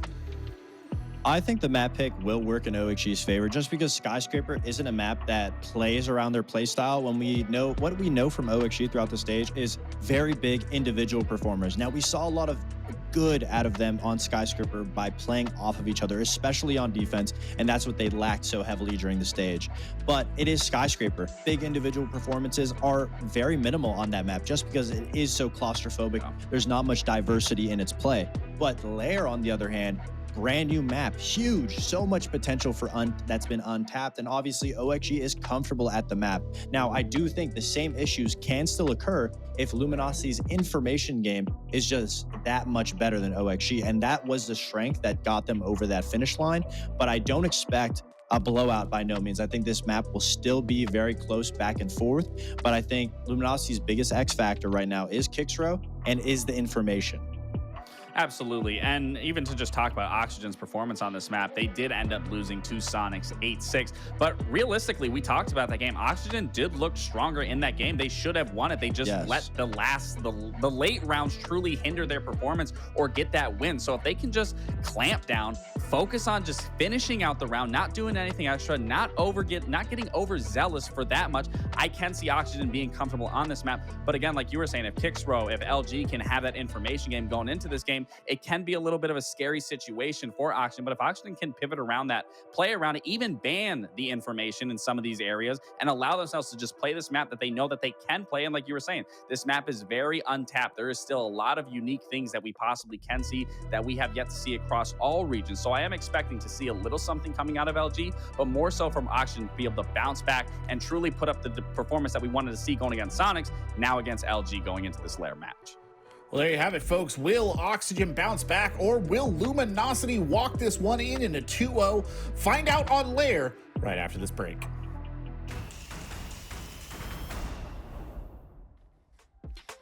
Well, a return to international competition. That's what is on the line here, at least in the LCQ. Oxygen and Luminosity would still have a long road to get there through the semis and the finals. But Jesse, for OXG, this is a chance to return to their first international event since SI 2023. It's been a long time since this team has seen international competition, and boy, you know how much they want it. It'd be back to the same city, too. It was in Montreal when they last attended an international event, and now we'd be going right back to the home of Siege. So I'm sure they're eager to get back to be playing in front of the home crowd, too, if managed to make top 8. So obviously, lots to get excited for. I don't think they care where it really is. It could be a land in Antarctica. I think they'd still be fighting tooth and nail to get there if it means they can finally go back to play at a prestigious Tier 1 event. Would love to make that return. They're going to have to do it in back-to-back maps, though. They lost map 1 to Luminosity on Skyscraper. Skyscraper, Luminosity's pick, so not huge alarm bells. We're not so concerned. That was the first time Luminosity have ever taken a map off of Oxygen, so they just need to make sure that that doesn't happen again, and they will be okay. They'll head to their map now of Lair, a map that they have played once against the Sonics. They lost 8-6 earlier in this stage. It's a map that Luminosity have never in their history played on, so this is going to be a first from them in any level of competition. Should be an exciting one to get underway. Jonah, do you think we see 3 maps here? I know that we said initially that we probably would, but I mean, we're still expecting that, right? 100%. And that obviously is hard to say. It is past midnight now on the East Coast. I'm in an apartment. My neighbors are not going to be thrilled when this one goes the distance, but there is no doubt in my mind that it is about to. You're looking at a team in Luminosity who have never played this map in official competition.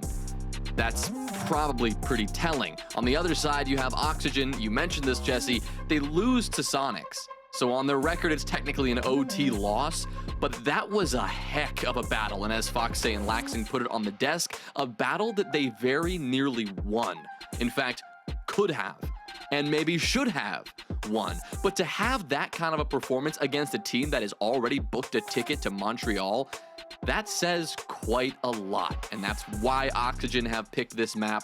Luminosity could have been wielding this one as a trap the entire stage long, but you gotta think we would have seen this earlier if that was the case.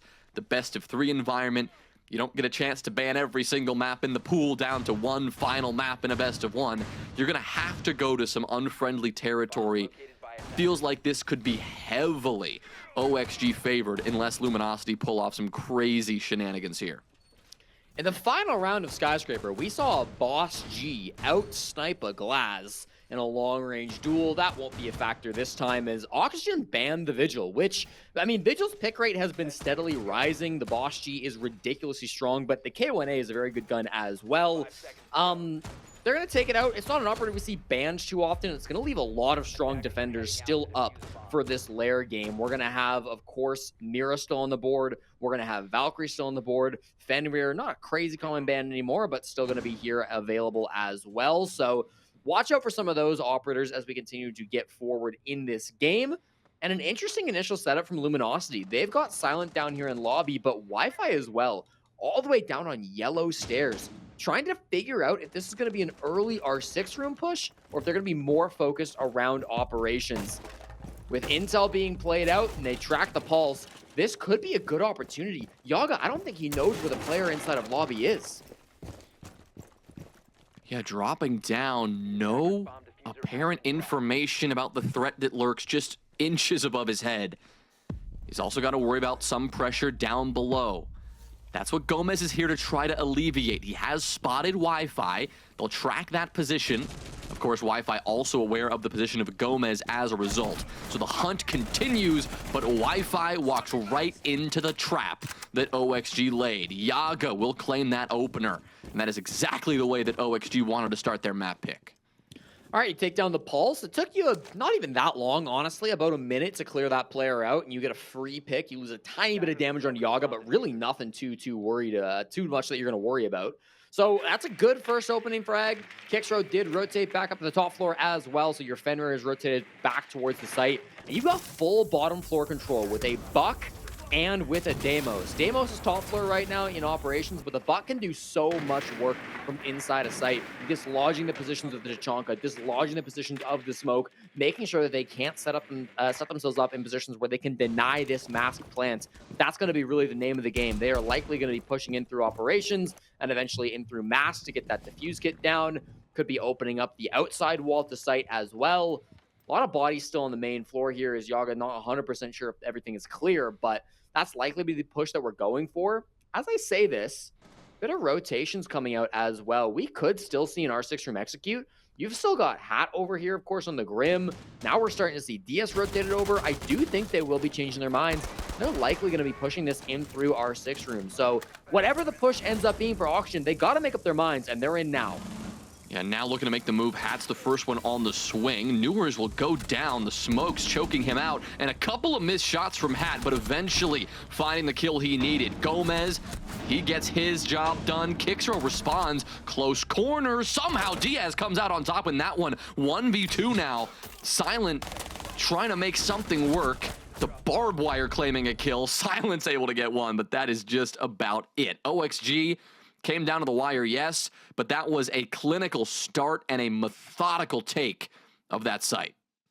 Hat able to walk right past the player inside of server. I believe that was Woos, who should have been holding the cross on from display, but Hat makes his way so deep into sight for that push. I honestly think Oxygen did a great job of catching Luminosity off guard a little bit because they started their push with full bottom floor control. And then by opening the mask wall, they telegraphed to Luminosity that, hey, we're going to largely be pushing in maybe towards Master. Then they had a bit of pressure. The smoke seems to be aware that there was somebody coming in around green, but they were able to come in through display, an angle that was not being expected at all by LG. And Auction had a great first round attack. You know, when they had that game against Sonics, they really were carried by their defenses. This is a map that obviously is still new to the pool, but when Auction played it their one and only time, they had 7 attacking attempts, and they were only able to win 2 of those 7 attacks. On defense, they had over 50% win rate. So if they can start off strong on this attacking half, I have to imagine they're going to be even better on that defense. And so for Oxygen, this is a really important first half. 1-0 up is massive. We know how big those wins can be here, and you know, even if we expect Oxygen to be favored here, as you said, Jesse, these are still so important to secure. Luminosity, of course, fighting their way back in that one and nearly winning it, but starting out on the back foot, never truly recovering. Every kill that Luminosity was able to find, well, it seemed that Oxygen had somebody there to trade it right back almost every single time. Early on here, again, we'll keep an eye to see how successfully Oxygen can hunt down these defenders. Very good at doing that in the last round. A combination of good drone work, the use of the Deimos, that Deathmark tracker. Really just top-tier stuff. This time, a bit more sight direct right now, at least the focus for the Deimos. Look at Newers right outside the site, just looking to step in through the window and see what he can find. The other attackers are worried about establishing that flank watch. That's DS on the Nomad. That's his job. Ooh, and Newers as he steps up. Silent was ready. Yeah, really aware of where Newers wanted to enter the building there. Good play by Silent. Gets the man advantage early now for Luminosity, and they still hold full top floor control. Gomez says, what if I too jump in the same window? He does make it a little bit farther, but encounters a Toxic Babe and then must back off. This is definitely a direct hit from Oxygen. They have control of bottom green, but they have no pressure up above. They will not be controlling that, and it's going to be likely that they try to execute without really pressuring top floor. They will likely have somebody up there late round to apply the pressure, but they don't want to go for a full clear. Silent on 1 HP on the main breach. Barely avoids getting his headshot off. Can he do it again? He's in such a dangerous position right now, Jonah. If they are not aware of what corner he's tucked into, he could be really devastating. Wow. They're Silent. Does it. Triple for him on 1 HP, getting 2 more kills than he should have. Gomez now the only player left. Unreal, the turn of events there that Silent was able to just orchestrate. Luminosity had the advantage, sure, but he just got away with robbery. Gomez is about to be swung, yeah, from 2 angles at once. It is a flawless round from Luminosity. That is a heck of a way to respond. Silent, no stranger to these multi-kills, wasn't the loudest player on the team on Skyscraper, but throughout this stage, throughout all of stage 2, he actually has the highest kills per round of any player not already qualified to the Montreal Major, putting up a ridiculous 0.89 kills every single round on average throughout the first stage. And given how Luminosity plays, that's really impressive coming out from Silent. 76 and 62 in the regular season. Not a great first map, but not bad. And now a huge start to map 2, where he's really making his life count. Just inside the breach, tucked inside of it. Typically, you think on that bomb site, it's going to be the top floor players that are able to have the most impact, that are able to win or lose the round. But sometimes just being a good anchor can really be all that it takes. Well, 1-1 early on Lair. Just waiting to see if Oxygen can start to separate themselves from Luminosity. That really, I think, is what they're hoping to do and carry as much momentum into map 3 as they can. We expect them to win this map, but what Luminosity just showed us there on that defense, it is by no means a guarantee. As you pointed out, Jesse, it will come down to what Luminosity can do when they pivot to their attacking side, but for now, still 4 rounds of Luminosity defense to go, and Oxygen, well, a chance here to try to get that back in their favor. Look at Silent right now. He and, I believe, the Yokai drone from Woos just spreading out all over this huge map. Eddie doing the same, doing whatever they can to just maintain as much space as possible. Wherever Oxygen entry from, they're going to face somebody on the defensive team trying to get up in their face. Yeah, currently 2 players maintaining position on the main floor. Top floor is vacant, at least from Luminosity. Oxygen trying to work their way through it. It's a big map to clear. But again, one of the disadvantages of roaming on this site is often it can be very tough to get back to the bomb site. It can be tough to find your teammates. And so if you die, it's often you don't get traded. The demos could make this somewhat easier, but obviously you still got to get the scan onto the player before you can clear them out on the roam game. With Kickstraw going back to site and Eddie just playing on the blue stairs, it is likely that this roam has been cleared and they can start working on the floorboards. Even still, though, I mean, they've not wasted a crazy amount of time, and with full top floor control and a buck, Auction are in a really good position to open up a ton of these floorboards and set themselves up for a really strong push coming in late. Yaga around the corner. Be careful. There are 2 defenders here waiting for him to pop that flash, but he knows the Warden is going to relatively be unaffected. Great shot as he just goes for the swing, goes through the FNAP mine and just takes it. Newers, he'll end up getting that kill onto Silent despite the shenanigans with the shield. That is all Oxygen right now as they come up in a 4v3 advantage as a result of Yaga's dastardly move. They take the advantage here with a minute to go, Jesse, and I mean, you look at that take, it was bold, but it worked. It did, and I mean, now they've got the man advantage, they've got the buck fully up above as well to start setting things up. They are currently inside of filtration. They're ready to go for their execute. They've got a good plant spot. 3 Toxic Babes and the Yokais, though, are my main concern, and that sure doesn't help. No, that one's gonna sting. You lose Hat here, back to a 3v3, but Gomez still alive, doing what he does best. Choked out by the smoke, taking no damage as he rotates around. The frag grenade will continue to get Woos and Wi-Fi to move, not allowing these 2 anchors to stay comfortable, to stay in that same position they'd like. 1 toxic smoke remains. Doubtful that there's any echo drones still in play. But at some point, Oxygen do have to push in. Newers, he'll be the first to step up. Woos gets shut down. Wi-Fi, good shot there with 5 seconds. Gomez, diffuser going down, but his Wi-Fi pops up. He actually goes 1 for 1. But there were 2 attackers remaining. Oxygen make it work, and they take a 2-1 lead.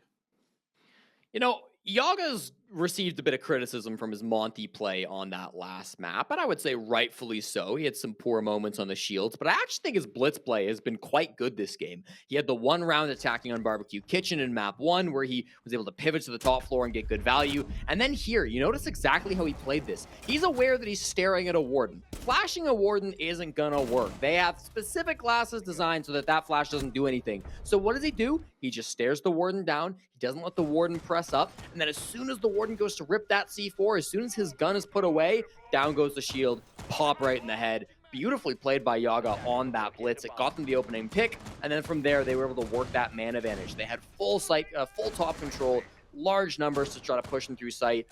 Not without trades, but I mean, the trades were great from Oxygen anyways. So able to push on through, good execute in the end there. Really did enjoy that. And yeah, maybe the Monty play is not there from Yaga, but I've been really enjoying his blitz play.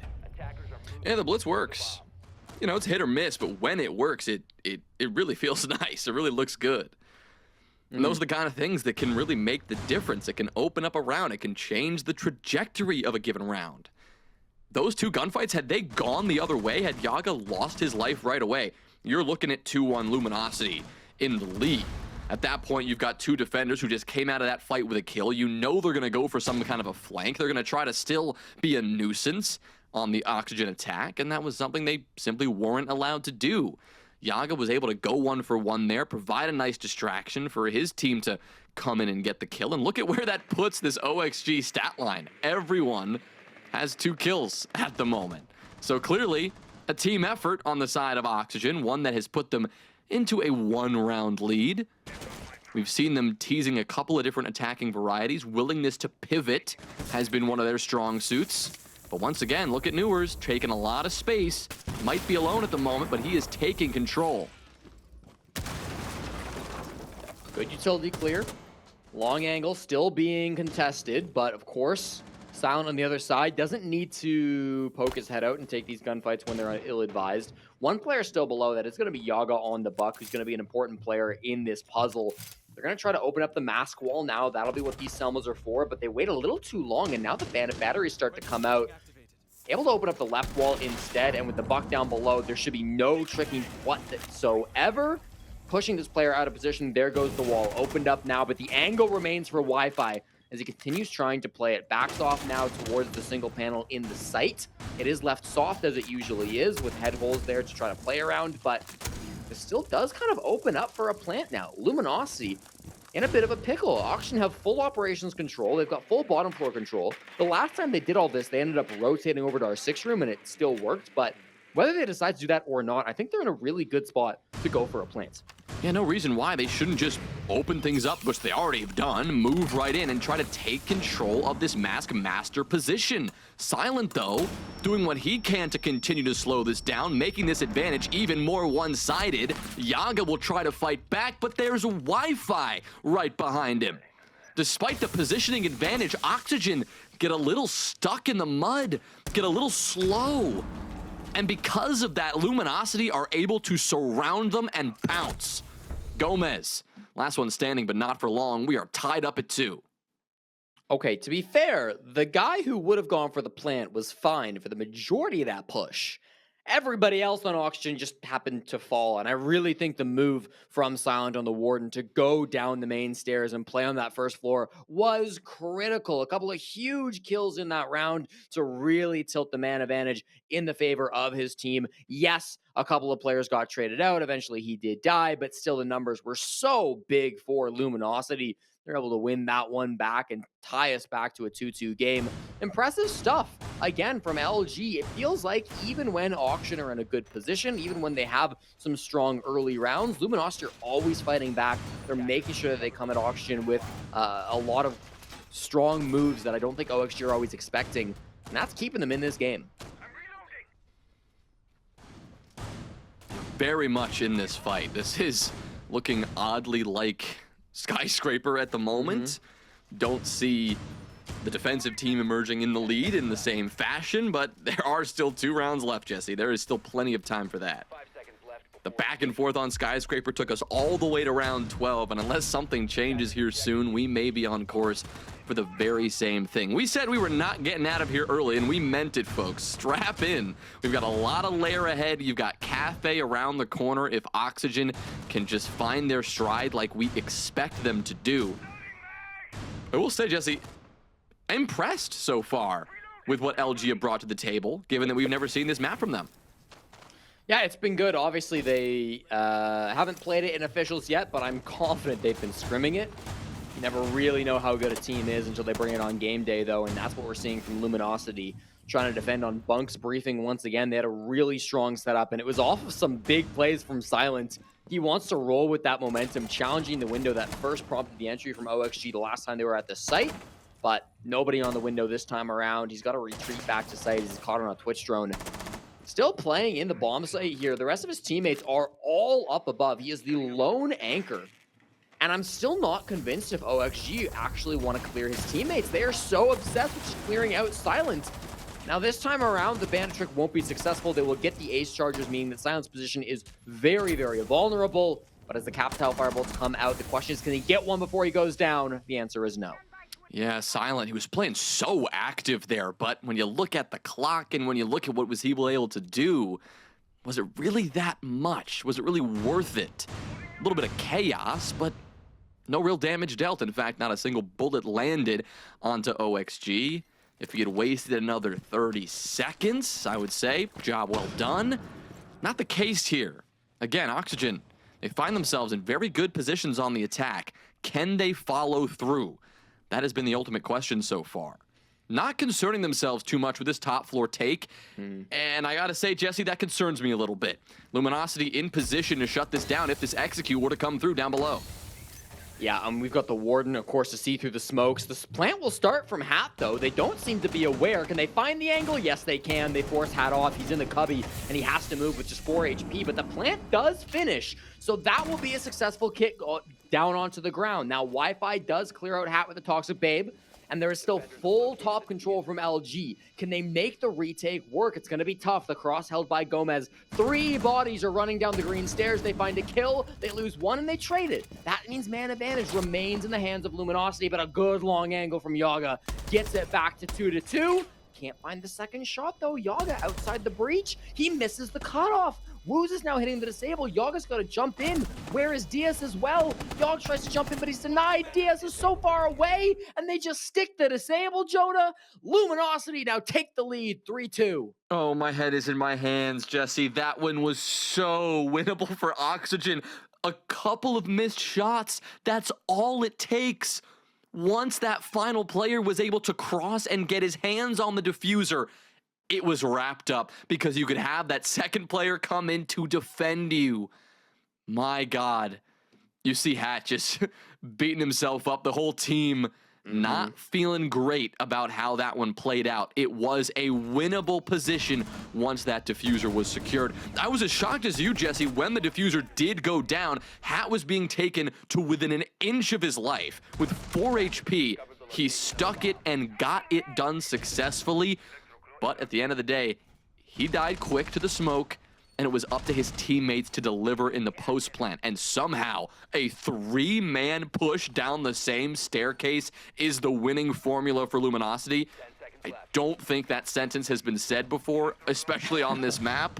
And I don't think we're going to say it again if Oxygen can tidy things up. But look at the lead right now. Luminosity, 3-2. Not the scoreline we thought we'd see right now at this point.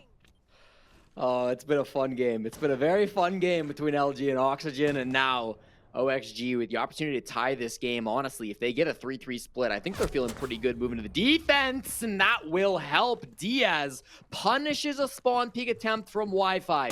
Peeking his head out the door. That does get shut down. Diaz coming from the other angle, able to find that pick, and that will be a hard punish. You lose your Malusi. Likely the setup's already been done, so not the most important operator, but still, even in a 5v4, you're not feeling good, especially with this bomb site. We're on weapon and an armory, by the way. This is not a common site, and Auction, they seem to have a setup for it. Yaga swinging, they're ready. Up, couple of missed shots, though. That's been the bane of their existence so far.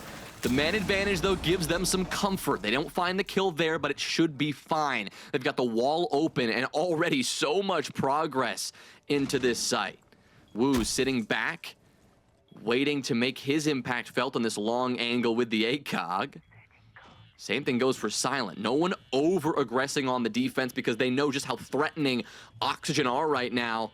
We saw how active Silent got in the last round. He's gonna do it again. This time he gets away with it. 1 kill onto Yaga, eventually traded. Sneaky move, but it wasn't enough to get the advantage back. It is still Oxygen in the lead. These 2 players with the fuse kit inside of range. I mean, how are they gonna get a plant down? They don't have a lot of, they don't have no smokes. They've got Dokumi calls, of course. They will start it now on hand, starting to put the defuse kit on the ground. Gomez dies though at the same moment, and Hat steps up. He finds 2 kills getting off of the plant. That's massive, leaving just Kickstro in the 1v3. He's in a hash, and he will avoid falling down it for now. There's a player up above on mezzanine, and then it's just Hat in the site, looking for a 3K against his former team. Still Kickstro in an awkward situation. 60 seconds on that clock. Auction don't have to rush this fight. They can hold their angles, bide their time, and if they are smart enough with it, they might be able to find this final kill on a Kickstro. Yeah, Kickstro should probably stop swinging that doorway. They were watching that the whole time. He'll just pop right back in, and Newers will pop his head right off. A 3-3 half after Oxygen remedies some of their attacking problems in that final round, and they move on to their defensive half at an even scoreline. Pretty decent place to be, moving on to defense.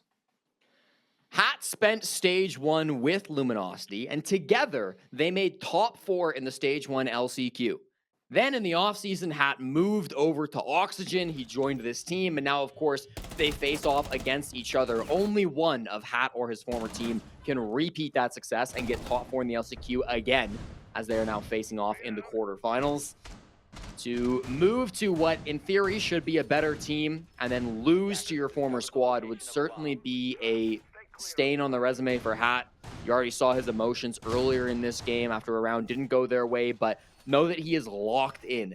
Yeah, he's the hard support. He's not always going to have the greatest of numbers, but when you need him to step up, when you need him to be the guy to choose whether he's got to be planting or getting off and getting those kills, he can be exceptional. In that final round he was, and he's going to need to continue to be if OXG want to force a cafe and not go down 0-2 to Luminosity.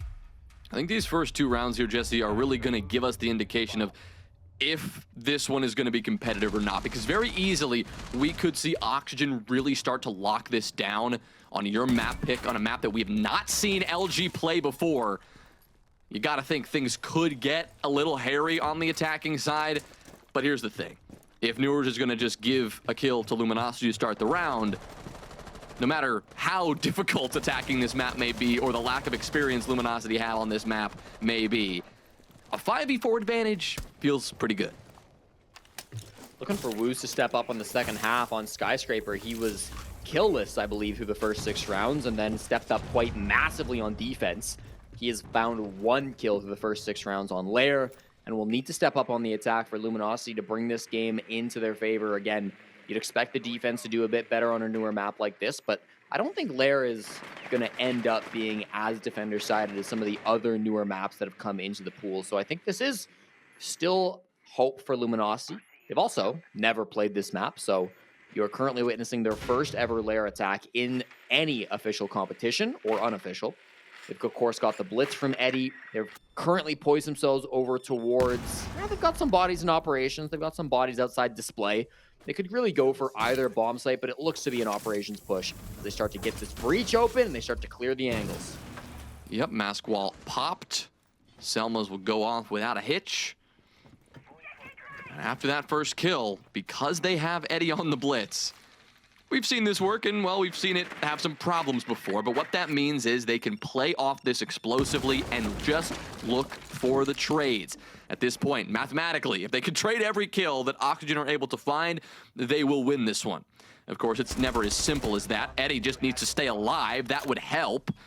Unfortunately, not much longer. He turns his head, and through the hole that the attack opened up, Eddie is going to get taken down. Now, a couple more bullets fly down range as Kixrow doing some damage now. Diaz, he's not going to be able to make his impact felt as you're seeing Luminosity approach from, well, now the opposite side, work their way around and try to surprise this OXG defense. 40 seconds, so far it's working. The site now, Kixer is starting to make some space. Does he know the player to his hard left? I'm not sure that he does. Tucked behind the wall, he'll see the C4. That's a good sign, but he loses the fight anyways. Yaga for a second hits the beautiful headshot on Kixrow. Yaga a third as well, finds Silent, and Gomez closes out the round. Oxygen, a super solid defense, will shut things down. Despite the opening pick, despite the hard breach all coming through, Oxygen step up and get some huge frags to turn that round away. Big from Yaga that round. Big, but that is a scary result for Luminosity, just looking at the way that transpired. As we said, they got the opening kill. That's great, but they made, let's see, how much progress for the rest of that map, rest of that round, Jesse? Not much.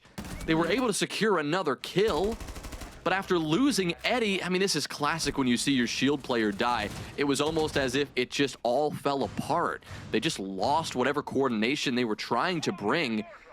Just seems so disjointed, no clear plan of attack. And that was our worry coming into this map. Hopefully they can remedy that going forward, but the first round not giving us too much confidence into their attacks to come. All right, well, still early. One attack unsuccessful. They'll get to switch up the bomb sites. And we'll get to see one of my favorite new operators, to be honest with you, the Scopos. One of Newers' most favorite operators. In fact, OXG have been running more Scopos than almost any other team inside of North America. They have been loving this operator. They're playing Scopos on Clubhouse. And the last time that they were on Lair, they played Scopos on this site as well. The ability to have a very aggressive roam and then immediately just zip back to site. I've talked a bunch about how sometimes it's hard to fall off of a roam on Lair. Map is so big, it can be difficult to get yourself from the roam back to site. Well, Scopos solves that problem. your ability to swap bodies and just immediately be in the bomb site once again after your roam got droned out, or maybe after you shoot some drones, maybe after you take a fight, can be really advantageous, and Newers in particular has been loving this operator. So working with Yaga on the roam at the start, they will find a pick. It's neither of those two, but instead Gomez down in the site himself, able to find the first pick onto Silent. Well, that's what we said was going to happen here. Oxygen with a little bit of momentum on this defensive side. As long as they're not giving their life away or doing anything too crazy, I mean, they're going to have the advantage here whether they like it or not. Silent doing whatever he can to try to give Luminosity an edge. Double-digit kills for him. No one else all that close. You got Wi-Fi with 6, but Woo's still 1. On the other side, Oxygen, they've been keeping this one a team fight this entire time. Everyone, contributions here and there. You're seeing everybody come in clutch in a different moment. Open and kill this, open and kill that. Oxygen, I mean, this is just, they're just playing this like a team that understands this map a little better. Look how calm they seem to be on Lair right now. They're not trying to do too much. They're really forcing Luminosity to take all this space themselves. And if an attacking team is not overly familiar with what lies on the other side, that could take a lot of time. Gunfight here, big one for Newers. He'll win it against Wi-Fi. Kixro will trade that quick. But again, the man advantage still remains in Oxygen's hands. Yeah, and now you've lost your buck and your hard breach, so you can't really do anything with this top floor control. You can't open the hatch with your ace. You can't work the soft breach with your buck. I mean, you're just in a really awkward situation. I guess you have a secondary shotgun on Woos, but not really what you're looking for, and he's deep into the bomb site now. So with a man disadvantage, poor positioning, and it's even getting worse as you drop that fuse kit, this seems almost unwinnable for Luminosity. There's a nitro cell to make it even worse. It's Woos now. Maybe trying to make something happen, but I don't think he'll even get a chance to secure the kill on the down player. Oxygen, 2 in a row. This one feels like it might be over very quickly. It's 5-3, but Luminosity have not shown signs of life on the attack yet. And I believe this will be prompting a tactical timeout. There it is from LG. So need to get their head straight for these attacks. 2 in a row for Oxygen, as these defenses have looked very clean from them, as we expect them to. I wouldn't say that these defenses are looking anything out of the ordinary. Oxygen are running similar-ish strats to what they ran against Sonics earlier on in the stage. We're seeing the same kind of roams coming out from Newers. We're seeing his top floor hold still be quite effective for them. Nothing crazy out of Oxygen. It's just Luminosity struggling to find the answers as they go for these executes. They'll have words from their coach now as Luminosity listens to Sublik, their coach, and Froshi, their analyst.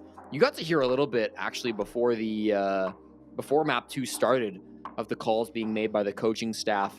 Right after they won map 1, Sublik told the team to stand up, you know, move your legs a little bit. Don't get too stuck in one place. Get some air. Try to move a bit. There's kind of short breaks between the maps, so you got to move when you can. In this tactical timeout, though, I'm sure the conversation will be much different. How do we work these attacks? What's going wrong with our pushes, and how can we try to fix them? I hope they figured it out. Well, let's find out what the major adjustments are going to be. They're going to have to attack a third objective here and see what they can do. Maybe they can hope that Oxygen's defense is a little bit weaker here. The toughest part, Jesse, is just how these defenses have been successful, because it hasn't been anything otherworldly. It really seems like somebody on Oxygen has said, hey guys, let's just chill. Luminosity can't really attack. Let's just hang out and wait for this to happen. Let's make them do all the work. Maybe that wasn't the approach in round 1. We saw the spawn peak that didn't go well for OXG. But after that point, for the remainder of that first defensive round, then for the second defensive round, so passive. And it worked so well. Not something you typically say in Siege. Often we are complimenting all this aggressive play and how well it's working. But if you know what's working against your opponent, if you can just say, this is the way we need to approach this, and you keep on having that success, well, now it is up to Luminosity to see if they can speed things up, if they can try to set the tone and set the tempo. Again, as we said, if this continues, Oxygen, they are in a very good spot. You can talk about those early aggressive moves. Hat testing the waters in Skybridge, but gets droned and immediately falls back, and now Woos will take this position.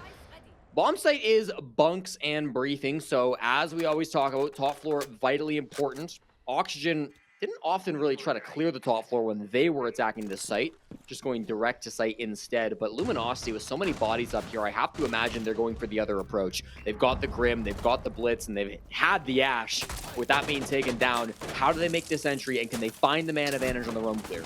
Eddie just cannot seem to get into the building unscathed. I mean, he's walking into crossfires left and right. The one thing you don't want to do is the Blitz. He's alive for now. He's got some support behind, but there he goes. I mean, just dumpstered. There go Luminosity. It is over. Oxygen wiped the floor with them. The very thing we feared has now come very much into the picture. Silent in a 1v5. He prevents this one from being a flawless round, but it might as well be a flawless round. Dominance for OXG on defense. They take it to match point. Still feels like the Blitz plays just aren't working out for Eddie. I mean, consistently, he's just having really bad luck with who's looking at him, who's not able to isolate these like 1v1s that you want to have with a Blitz. It's always multiple bodies that he's contending with, and you know, sometimes maybe the area that he's entering in, he makes that entry and then stalls out a little bit, and then that gets punished. Whatever it might be, these Blitz plays are not working their way at all. Oxygen now with some confidence will start to type as well, and that just does not feel good. If you're Luminosity, Cafe looms on the horizon, our third and, well, sixth map of the night, our third map of the series. Luminosity will need to win 3 attacks in a row in order to avoid that fate. Oxygen have been a very good defensive team, especially on Lair. This has been their preferred side, so you've got to imagine they're feeling good about it. And now with this top floor bomb site up on deck, what will Luminosity have? I gotta say, after their tactical timeout, the first round back, probably their worst attack so far.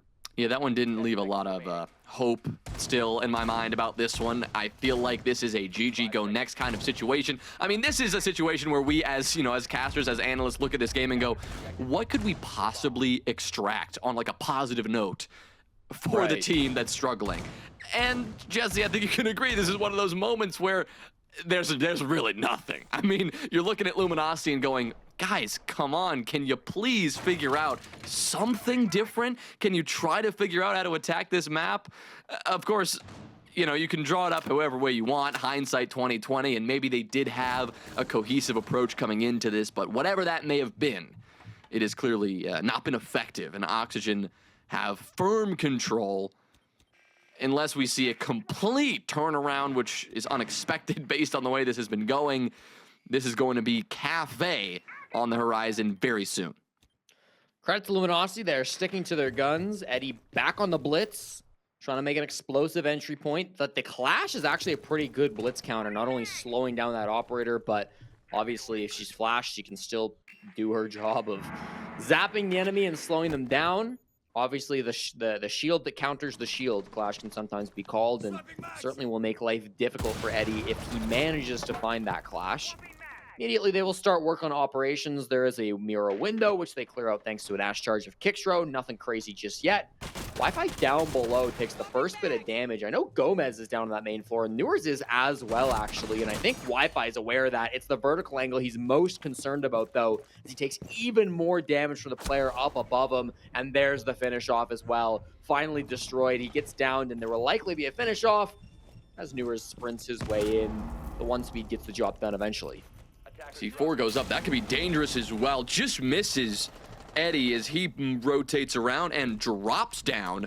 Now he's looking to go for this 1v1 hunt of Newers. Newers knows this and is quickly going to dip towards the basement. The chase continues, but Eddie will eventually back off and head back to the top floor. Now that means Newers is going to be a late game threat, but recognizing that the big rotation is happening, Luminosity maybe looking to take advantage of the momentary equal man count on the site and hoping to move in. The problem is there's a Clash in their way. A shield v shield standoff. The Clash is going to win that situation every single time. Not to mention Oxygen, pretty good support behind it in the back line. There's the flank. We knew it was coming. Luminosity should have known it was coming, but it still gives them trouble. Hat, Diaz, Good night, Luminosity. Oxygen take map 2. No trouble at all once they moved on to the defense, Jesse. And we've got Cafe on the horizon. We're approaching 1 a.m. on the East Coast, but it doesn't matter. We don't stop for anything. These teams bringing us the distance in back-to-back series. Oxygen remain undefeated on Lair, and they will be looking towards Cafe to get their win and secure their spot in the semifinals, where they will be playing Sunday for that spot in the major. We've got one more. I hope you're not going to bed. The desk will break down Lair, and then we're off to Cafe.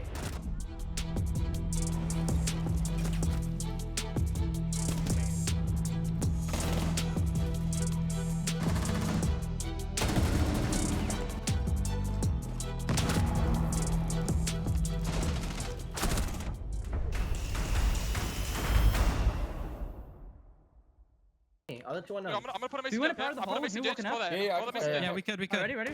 Call Okay. it. I'm Two. Let's call it. They're gonna flood the hall. They're gonna flood security. Who's gonna kill him? Where's that? Huh? Ashton, More, Ashton, more. Blitz are there. Ashton, Blitz are there. Ashton, Blitz are both there. Let's there too. Oh, keep your shield up. Keep your shield up. Nice. Got away. Nice. Nice. I was just trying to kill the fun hit. Let's Very call easy, Gomez. bro. They'll get fucking fired, bro. shit. Well, Fox, we are going the distance. I mean, you predicted it was going to go. It needed the full 3. I mean, the Lair, we said that this was a match that we saw in that Sonics game that realistically Oxygen should have won. So this is the performance that we should have maybe seen during the Sonics game that we do get to beautifully see here displayed against LG. But I mean, I think there was still some areas for Oxygen where I just wasn't feeling as confident. Granted, they did get that map, but now going into Cafe, neither of these teams have found success in the regular stage. I believe Oxygen losing to C9 Beast Coast in a 7-5. And then LG losing to Sonics in a 7-4. Neither of these teams look super great, but they don't look terrible on the map. Right. I mean, OXG is playing to potential now. I think this was a really good showing. Exactly what we saw from them in their last play day against Luminosity. Skyscraper, I think it was just not a map that's OXG favored. I just don't think they One of their fundamentally worst maps. enjoy playing that map. Yeah, it is one of their worst maps. I remember when we were on the team, Skyscraper was always an auto ban for us anyway, so kudos to them for letting it go through. But obviously, Lair was a beautiful showing of what potential OXG came to offer. And there was just so much to take away from OXG's performance. I mean, their attacks were great. Their defenses were great. I really liked the way that they were focusing around the executes, constantly going, like shoving it in Luminosity's face, constantly hitting the site, getting the execute down. Yes, there was maybe that one round where amazing retake from Luminosity, but for the most part, OXG looked very confident. And once they went over to defense, it really was them the rest of the game. Luminosity couldn't really find a way to get into the map, get their openings. Luminosity's success on Skyscraper came from their strong defenses of having that information, but they just didn't have it. Once OXG swapped over to sides, they ran away with it on defense. The information game for Luminosity was shut down. They didn't really have a response. They didn't have an answer to what OXG's defense was showing. I think it really just came down to the lack of team play from Luminosity. They were really getting caught off guard in some areas. And I mean, hats off to Oxygen for being able to do that. But on a map like Lair, it does allow, you know, we already talked about it. It allows the team play and it promotes the synergy to be had. And I mean, Yaga had a wonderful performance. What I really liked in that last round actually is when they pivoted, had actually brought the clash to negate the shield play, to stop any attack that was going to be coming out of that defensive. So I do like the pivoting that they were playing in those operators. So hopefully going into Cafe, we can see that. But still, both these teams, I think, genuinely still have a lot to bring to the table that we haven't seen just yet. But thankfully for Oxygen, you're now coming off of a hot win of that 7-3 that you can hopefully carry over now going into your Cafe.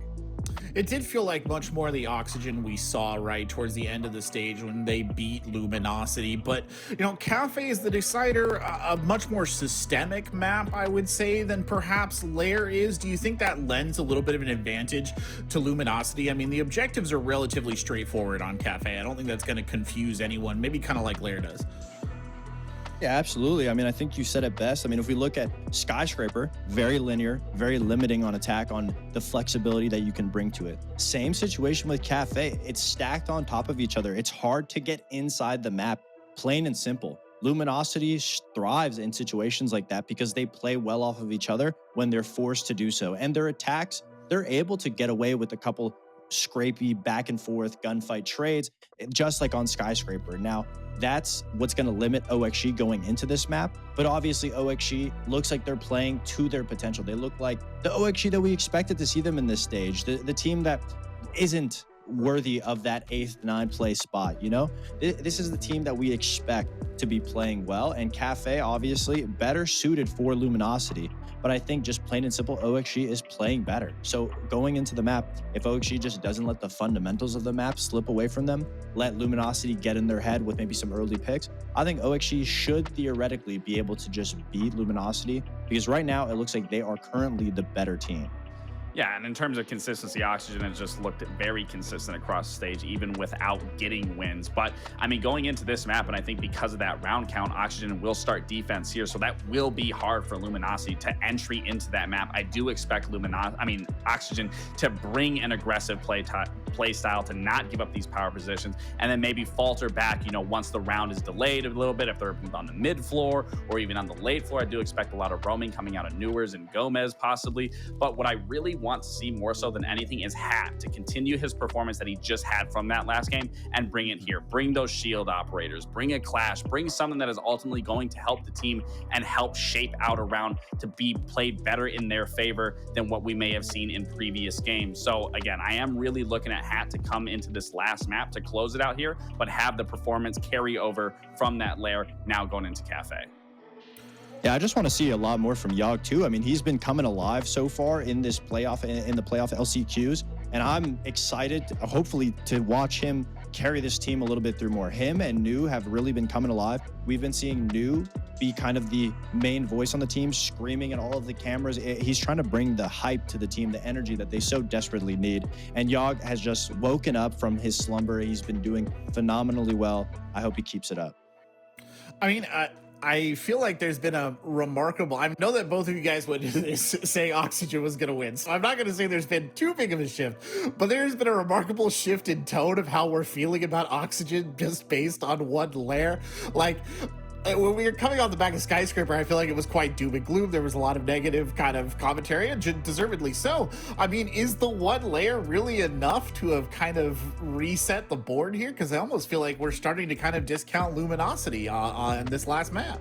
Well, when you look at the two maps, Skyscraper is one of Luminosity's best maps. So the fact that Oxygen even brought it to a 7-5 is already a feat in its own. Then you go to Lair, where they were confident on obviously losing to Sonics, not having the best game, but like we said, they should have won that. Now they closed it out very convincingly in a 7-3. So now you have that redirect of, you know, getting that win, getting the job done, doing what you need to do, fix the mistakes that you had against Sonics. Now you go into the last map off of a hot win and off of teamwork. Right. It was a convincing win, and that's what gives me the confidence to believe in OXG. Also, just plain and simply, Luminosity doesn't look up to par. They don't look like the Luminosity that's been at the start of the stage. And we saw Eddie talk about maybe them slipping off and pressure being on OXG's shoulders. They're going to do worse. But so far, when Luminosity, when they're in the hot seat, they just haven't been able to perform to their caliber. Well, belief in Oxygen high here as we jump into our final map of Cafe. So for the last time, let me turn you over to the wonderful casting duo of Jesse J. Chick and Jonah. Thank you, Corbeck. Jesse, we may have a desk of the last OXG believers in the country. They had a really bad stage, and still the stands, they stay standing, and we have Foxe and Laxing still believing. Listen, it's 1 a.m. I'm getting delirious. This is going to go to 2 a.m. at the very least. We know that. But what do you like between these two teams when you're looking at Cafe? Are you also in the Oxygen camp? I mean, I'm going to say I am, because here's the thing, right? Oxygen have not been the greatest of Cafe teams throughout their history, right? This season, they are 1-2 on Cafe, and their only win was 8-7 against Upper Deck, okay? They struggled to even beat Foxe on this map, an old washed desk analyst. So that doesn't bode well, but for Luminosity, it is somehow worse. Their last two Tier 1 games were against Sonics and W7M. They lost both of those. Between those two games, they had a 22-round match against Fluffy Aimers. They did walk away with the win. They eventually lost that series. infinite overtime game of the wildcard restart tournament, if you are curious. But, I mean, this is still one of those games that feels like it goes either way. You know, I think both teams have shown that they are stronger on the defense than they are on the attack. I think both teams have shown that they are maybe dependent on the map pool a little bit. The devs talked about how Auction aren't very comfortable with Skyscraper. I think it's also pretty clear that Luminosity weren't super comfortable with Lair. Now we're going to a map that neither team are comfortable on. We go to a map that can be quite difficult to attack on sometimes. I think, as I said at the start of the stream, it's going to come down to who makes the fewest mistakes. It's going to come down to who can keep their composure, especially in a high-stakes game like this late into the night. That is not something that's easy to do. Well, you see these teams readying themselves, strapping in for the final map, because as we've talked about, it is now do or die. You win and you still have a chance. You still have an opportunity to make the major. You still got to work through a semifinal and a final, of course, but the opportunity still remains. For the other team, Jesse, well, they're packing their bags. They're going home, and they have to figure out what is next. They cast their sights on the following stage. But Cafe is what this is all about. A map that has the potential to see close quarters chaos, that has the potential to see the blitz, to see something like that, but also can be a lot more slower paced, a lot more one by one, work your way in, get some hard breach done. That kitchen site is a great example, somewhere where we see the Monty thrive and things like that. So right now, obviously still waiting to get into this game. Jesse, any final thoughts before we get in? I don't think so, Jonah. In fact, I'm getting words that we need to build the suspense and the anticipation a little bit more. So we're going to toss to a quick break, and then we'll be right into this game as soon as it's ready.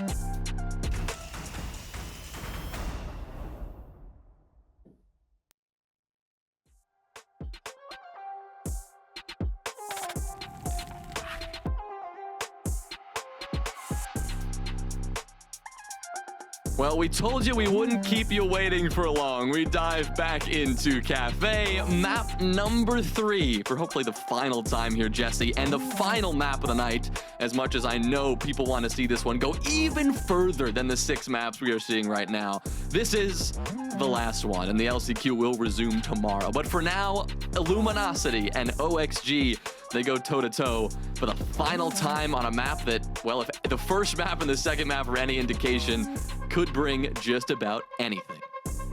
I'm expecting all 15 here tonight, Jonah. We got 2 teams that have been neck and neck. We got operator bands, Ying and Grim, both taken out. 2 big operators for executes, for disruption, to really deny an area of the map. Gonna be interesting to see how those top floor executes look without those operators, but all bomb sites can be effective with those 2 players. And then Azami and Mira, the expected bans here. Azami, the perma ban from Luminosity.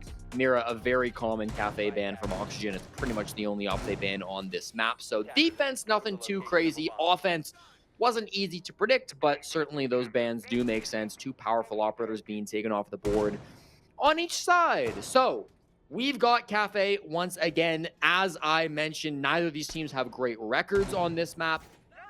OXG, the only recent win that they have had was against Upper Decky, a tier 2 team. And for Luminosity, their only recent win was against Fluffy Aimers, which was not only a tier 2 team, but a game that went all the way to unlimited overtime, 22 rounds. So both of these teams struggling against tier 1 opponents.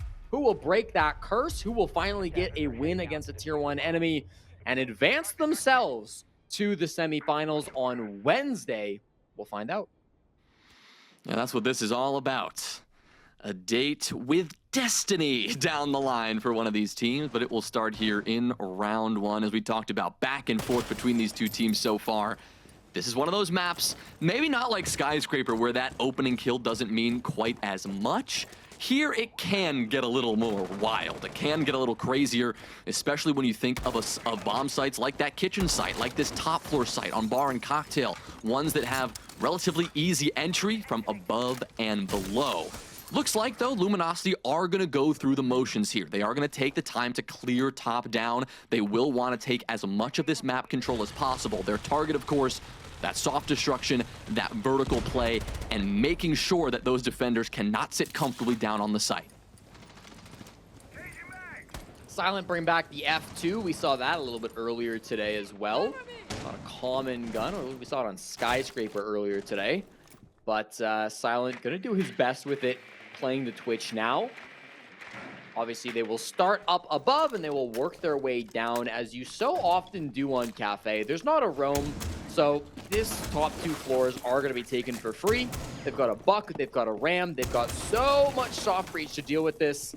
Only can openers, but as long as Wi-Fi doesn't die, and he won't, that'll be an easy opened hatch. Takes a bit of damage to the floorboards, I believe, as he got taken down to 86 health, but ultimately he is fine. This is going to be a plant that will likely come in through the freezer drop. Eddie is upstairs inside of reading right now, so they've got that full top floor control. The main thing that they're going to have to do is clear out VIP. Yaga inside of VIP on the Warden is going to be the main player that will stop that drop, or can at least aggress in and punish those players that are pushing into freezer. Assuming that is the execute, he will be the first line of defense, and then everybody else in the site will come just a little bit later. You see the skeleton key, Wi-Fi doing exactly what he was meant to do, what the Buck is all about in this round. Getting things open and starting the pressure from above. OXG, as you pointed out, Jesse, have done a great job of avoiding that. Have not been touched. In fact, doing such a good job to reposition. I'm having a tough time figuring out where they are right now. Several players out in restaurant, out in whiskey bar. Another one down below in Big Bakery. As the Twitch drone runs in and tries to deal with this utility, it is certainly also going to pick up on the fact that it is not necessarily manned right now. That should light up alarms in Luminosity's mind, though. They gotta know that VIP is actively being pressured, and a C4 perfectly pre-placed. 7 seconds, good shot there from Silent with the diffuser in hand. He's gonna try to get this down. The coverage, though, from the rest of the team, that's the most important. Woos, Wi-Fi each get one, but the time expires as the diffuse is denied, and that is what it's all about.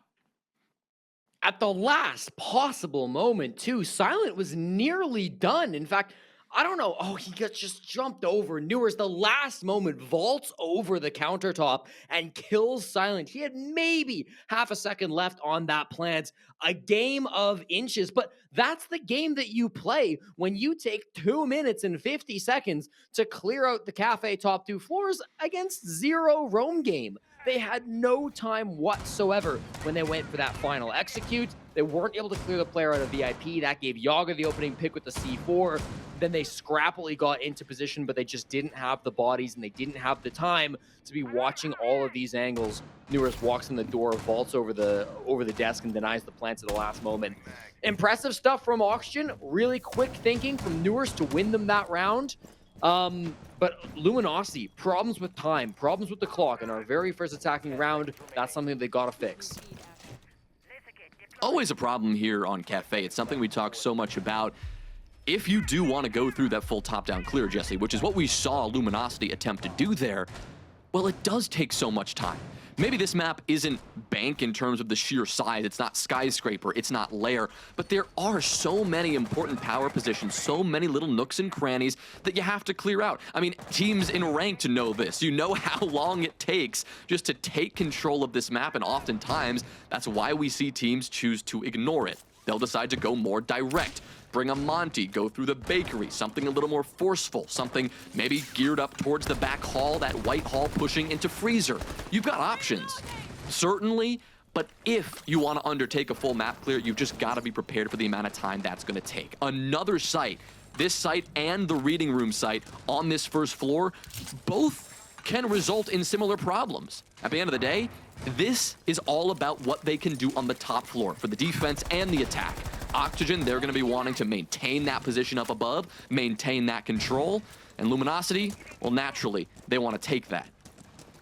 A little bit of utility being dedicated to Cigar here. We've got Castle Barricades, we've got Surya Gates as well coming out from the Aruni, but most of the players, if they are holding up above or over, are back by Cocktail. Newers has actually worked his way back into Cigar Lounge, maybe retaking some of that more aggressive position. They've got drones down below, but there are no defenders down there. Late, there could be a Solus, so watch out for that if you find Hat in the late round. Could be caught on a drone. Here comes the first Logic Bomb as well being thrown out with the flashbangs as well, but no initial movement coming out from Luminosity that we can see on the top floor. It looks like they have dropped in now through the skylight. They've forced all of these players back. The one logic bomb was enough. And we see the real game plan from Oxygen. They've got the Valkyrie, they've got the Solus. They want to be playing down below, and Diaz is now inside of Kitchen looking to see for the plants. Silent, of course, keeping an eye on those gadgets that may be lurking, including any potential pre-play C4. Doesn't have to worry about that right now. Is busy dealing with the Valk cams. At this point in the round, though, this is when Luminosity need to start making that transition from the map control phase to the actual execute. Now, they've got top floor control. That much has been accomplished. But now actually getting onto the site is the ultimate finish line. Can they push themselves across that line in the next 30 seconds? Reading room is not the site, something that Silent is aware of now. Gomez, he's been blindsided though, has no idea that someone was lurking right behind him.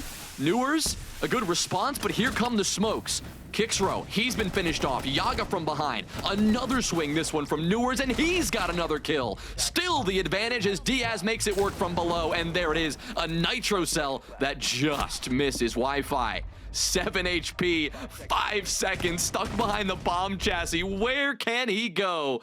OXG, what a strong defense right now. They seem to have it locked down. I mean, the top floor push was pretty clean, but maybe Luminosity a bit too clean, as Oxygen didn't really put up a fight at all on the top floor. That's because they really weren't concerned about holding up above. Yeah, they had a little bit of a utility placed up there, but really they had strong site players and they had that pressure down below. Newer's able to get a couple of kills. You saw Yaga, of course, playing the Warden, able to flank up Brownstairs and get a hugely important pick halfway through that round. If he had come up 5 seconds earlier, he probably gets more than one there. Doesn't really matter in the end. Still is able to contribute to the team's success that round. His teammates clean up the rest of the kills, and he just survives the entirety of it. So really well played by Oxygen. I don't think Luminosity expected that. I think from start to finish, they didn't realize just how much pressure there was down below. You saw that they were droning it. They had drones down inside a kitchen, but when they were droning, there actually weren't any players down there. It wasn't until later in the round that Yaga rotated below, Diaz rotated below, and they had that pressure to play with. They had that vertical aspect that really helped them out. Of course, site players were very good in that round as well, but Oxygen just feels like they're one step ahead through this first half. We already talked about how both these teams do tend to favor the defense and that we might not see very many attacking rounds through this game. That certainly held up through the first two. Well, all maps in Siege, we always say this, they can skew defensive-sided. That's typically the default. Here on Cafe, that, of course, true. Oxygen, good start, though. And you're riding the high from those layered defenses. This is not insignificant. Of course, it's a 2-round lead on Cafe defense. No one is getting too upset about that just yet on the Luminosity side, but there does come a point where you're like, all right, we haven't won a round in a minute here. Let's try to get some confidence back. Let's start to remember what it feels like to win a round.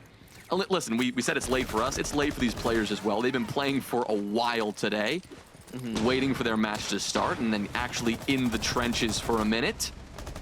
Takes a lot to continue to push through and get these kills. Wi-Fi, I mean, he's got the first one. Already a good start for Luminosity, a marked improvement from what we've seen in these past few rounds.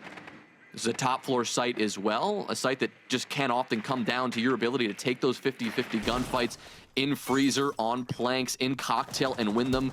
You have a man advantage when it comes down to those 50-50 gunfights, Jesse. You are going to have a significant advantage, but as I say that, it is Gomez, the jump out. The full rotation, no way he gets out of here alive. He's got to open this barricade, has some help from within, and he survives it. Unreal. Nice. Yaga was obviously down there on that main floor, has the impacts, but it's Newers who's next to show up and finds the head of Silent. I mean, the man advantage back in the favor of Oxygen, traded back as Eddie goes 1 for 1. Doc actually healing himself up here, and Newers is still nice and healthy. That means it's just Woos in a 1v3 as 2 of his teammates are down. He finds the head of Newers to start things off. 1 bleeds out. Wi-Fi continues to bleed out on the floor as well. Can Woos make his way to Wi-Fi? Yes, he can. 2 W players will work together now in the 2v2. Gomez and Yaga still lurking in the site. What an angle. Gomez, the sliver that he's able to find to take down Woos, leaves Wi-Fi 20 HP in the 1v2. The logic bombs, he does have those. He's got flashbangs as well, but no intel beyond that. clearly doesn't know player positions. They're both over by Cigar. 35 seconds, no defuse kit in hand. You can tell Wi-Fi, he doesn't know which way he wants to push here. Defender's firmly in control of the kit. Thinks there might be one inside a freezer. There's not. Nobody on this angle. He's got to rotate back, looking towards planks now. Tosses a flashbang and try to isolate the picks, but he still loses the fight. Gomez, full blind, I think, still somehow hits the head. Maybe we could see a little bit. Regardless, they shut down the clutch. Yeah, nothing allowed there to happen. OXG, I mean, you saw it the whole time. It was just simply clean. I mean, LG, a moment or two there where, you know, you had maybe a little bit of confidence in their ability to pull that back. But at the end of the day, I mean, these defenses, Jesse, have just been rock solid. I mean, this is one of those moments where now you go to the timeout. Reasonably so. You're 3 rounds in. You still have 3 rounds left to get some sort of attacking prowess going. But I don't know. So far, not a lot of success here for Luminosity, other than a few moments, other than that opening kill in that 3rd round. I mean, what do you talk about here? Where is the most important thing that they need to address? I mean, I think it's got to be the clock. I don't think it was a factor in that round. Typically, the clock isn't a factor when you're attacking top floor, obviously, because you're usually going top down, and that's the first floor you hit when you go top down. But they know, the coach of Luminosity certainly knows that rounds 4 and 5 will be on those bottom floors. It's probably going to be kitchen. Then after that, it's probably going to be mining. I don't see Oxygen having a reason to switch that up, but reading is a possibility. Whatever the case, they need to recognize that like their clock management has not been the best this game. Even when they're able to cleanly take map control, it doesn't feel like they're able to really utilize that. Yeah, it was full white from Gomez, so great crosshair placement before the flash comes out. Would love to see if they can maybe change up their strat and go direct to site, or if that's a little too obvious, if that's not the way they play it, just speeding up those takes and be able to use that soft breach a little bit more efficiently to find those picks, working in some of those early man advantages, much like they did in round 3, but obviously lead you to finding a lot of success, but doesn't guarantee anything as they learned the hard way. So that'll be up for them to figure out. They've got 3 more rounds to try to equalize this. They'll have to win all 3 if they want an even split. But I think even, 2 rounds, they'll be quite happy, as they will move on to the defense after that, and they can likely force an overtime or win in regulation with only a 4-2 split. We always talk about these rounds right after the TAC timeout, just how significant they can be to the overall flow of the game.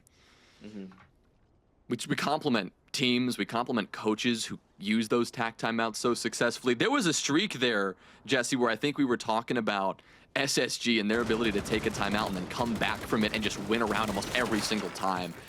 It's something we measure because it does show value. It does show you the ability of, yes, a coach, but the ability of a team to regroup, adapt, reshape their attacks, their defenses to whatever their opponents are bringing to the table. That is a valuable trait here. It really is. And it is so difficult to do that if you are getting countered with aggression. If, as you try to change something up, Oxygen are also trying to change something up. And in a match with this level of stakes, I mean, you get that kind of a swing from Newers, it's got to feel devastating. Now, they get that kill back, Wi-Fi will secure it. So at the end of the day, he is taken care of, but you still, at least a moment ago, you still had Gomez being a threat. Yep, there he is, positioned by the tables in pillars, waiting for his little surprise. Wi-Fi doesn't know he was going to use the skeleton key to open up the wall. Instead, he gets shut down, and look at who just fell. It's the Buck. A huge amount of soft destruction taken off the board. The saving grace for Luminosity is that Woos is still alive on the Ram. Yeah, I think that's honestly so smart from Gomez, recognizing that his teammate got a kill, not on any old operator, but got a kill on Dokkaebi. With Dokkaebi down, all of a sudden, rat spots on the roam become so effective. Gomez correctly predicting he wouldn't get droned inside a pillar, and he was able to swing out, find the kill on a Wi-Fi. You're right, the Ram will still be able to do a lot of work, but oftentimes the reason people bring 2 soft breaches on the site is just because you need so much soft breach. Like, it helps having both working at the same time. It really speeds things up. For a team that have had problems with pacing, slowing things down on that soft breach is not exactly what you're looking for. Still a lot of good site utility as well. There's going to be Evil Eyes in sight. There's going to be C4s in sight. There's going to be Bulletproofs in sight as well. They've got a lot to deal with on the side of Luminosity. 30 seconds as they pick up that defuse kit and start to mount an attack. 30 seconds. Well, less. Now about 20. The drop comes in. Eddie's going to be the first to make the move. He's been in this position before with the diffuser in hand in almost identical circumstances. Last time, OXG denied the plant. This time, they will come up just a bit short. They do deny the coverage. Both Silent and Woo's fall. It's Eddie against the world, and Luminosity have yet to secure a single attacking win. The bodies on the floor get cleaned up. The diffuser quickly countered, and OXG 4 in a row on Cafe. Starting at that point in the night where the momentum starts to float away, Luminosity now, if they don't get these next two attacks, they're going to be in a rough spot, even moving on to Cafe defense. That one, of course, they went 2 for 2 in the roam clear. I think operator-wise, they lost that trade. But then again, they had to all scramble for this final push. The Evil Eyes in sight were able to deliver good information. Some may have been hacked by the Brava. I didn't quite see that they were. But in any case, the intel was there, and I think Auction responded to it extremely well. Just feels like, yeah, okay, the Evil Eye was hacked. But regardless, Auction didn't have any concerns with what was happening. They knew the whole time what was going down, and so then they swung out and they won those fights. I think it's honestly just a difference in confidence. OXG, they've been here before. Say what you will about their recent performance, but they know what it's like to have grueling, long days. They've had plenty of them in the past. Not to say that Luminosity haven't, but I think when you get to this point, when you know you're the underdog, when your tactical timeout has failed, sometimes the wind just kind of blows out from under your sails and you're not really able to get much going. We were really praising Kixro back on map 1. If you remember, he was the MVP back on Skyscraper. He was the top performer, yet to log in on Cafe.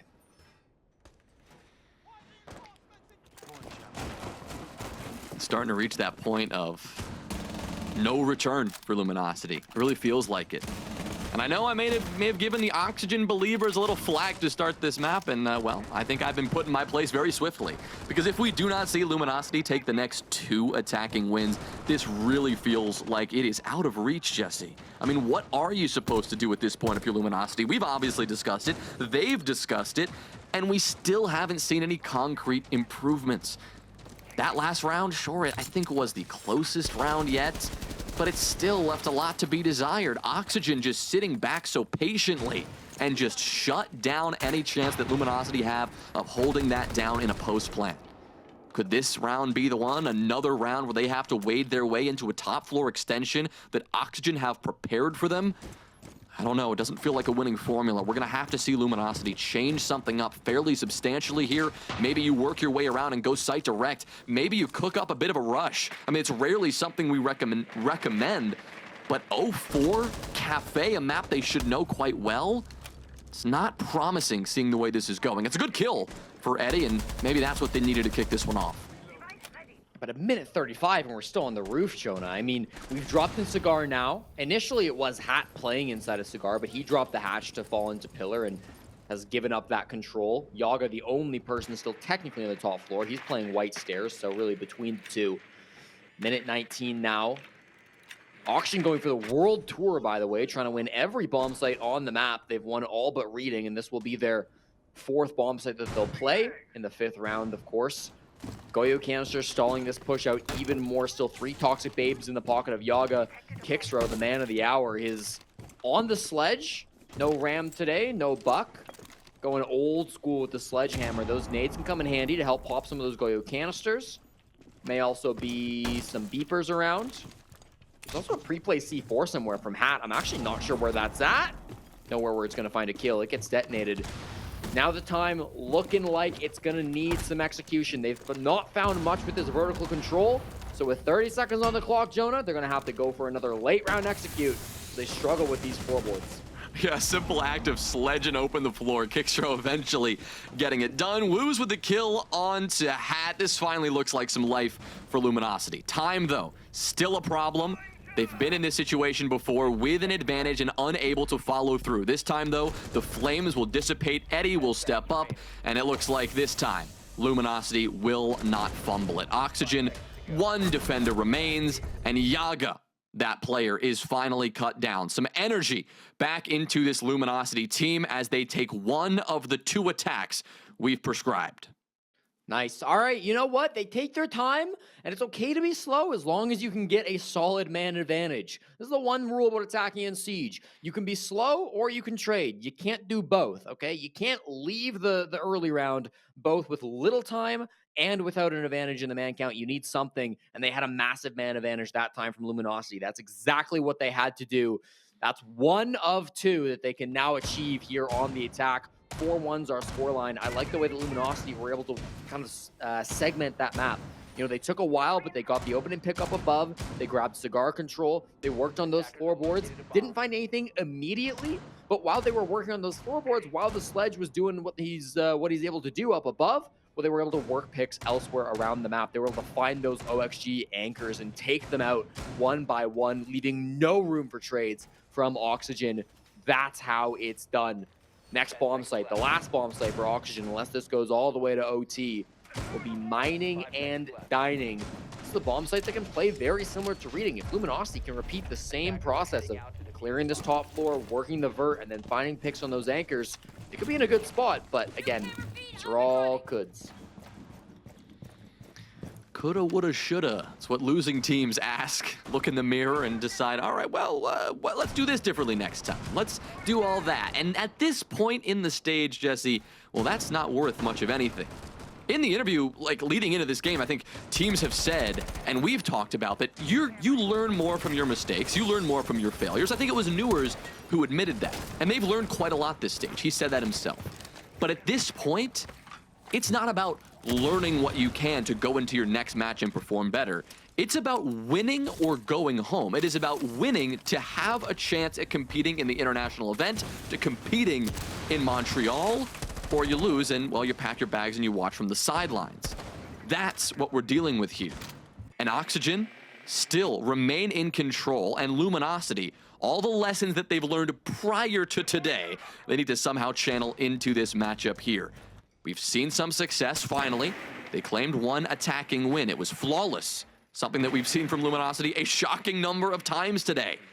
Even with their backs against the wall, they step up and secure a round dominantly, but can they do it again? They really will need one more. Sign in the basement, but Yaga's down here as well, the main floor. They have no idea that Skopos is down here.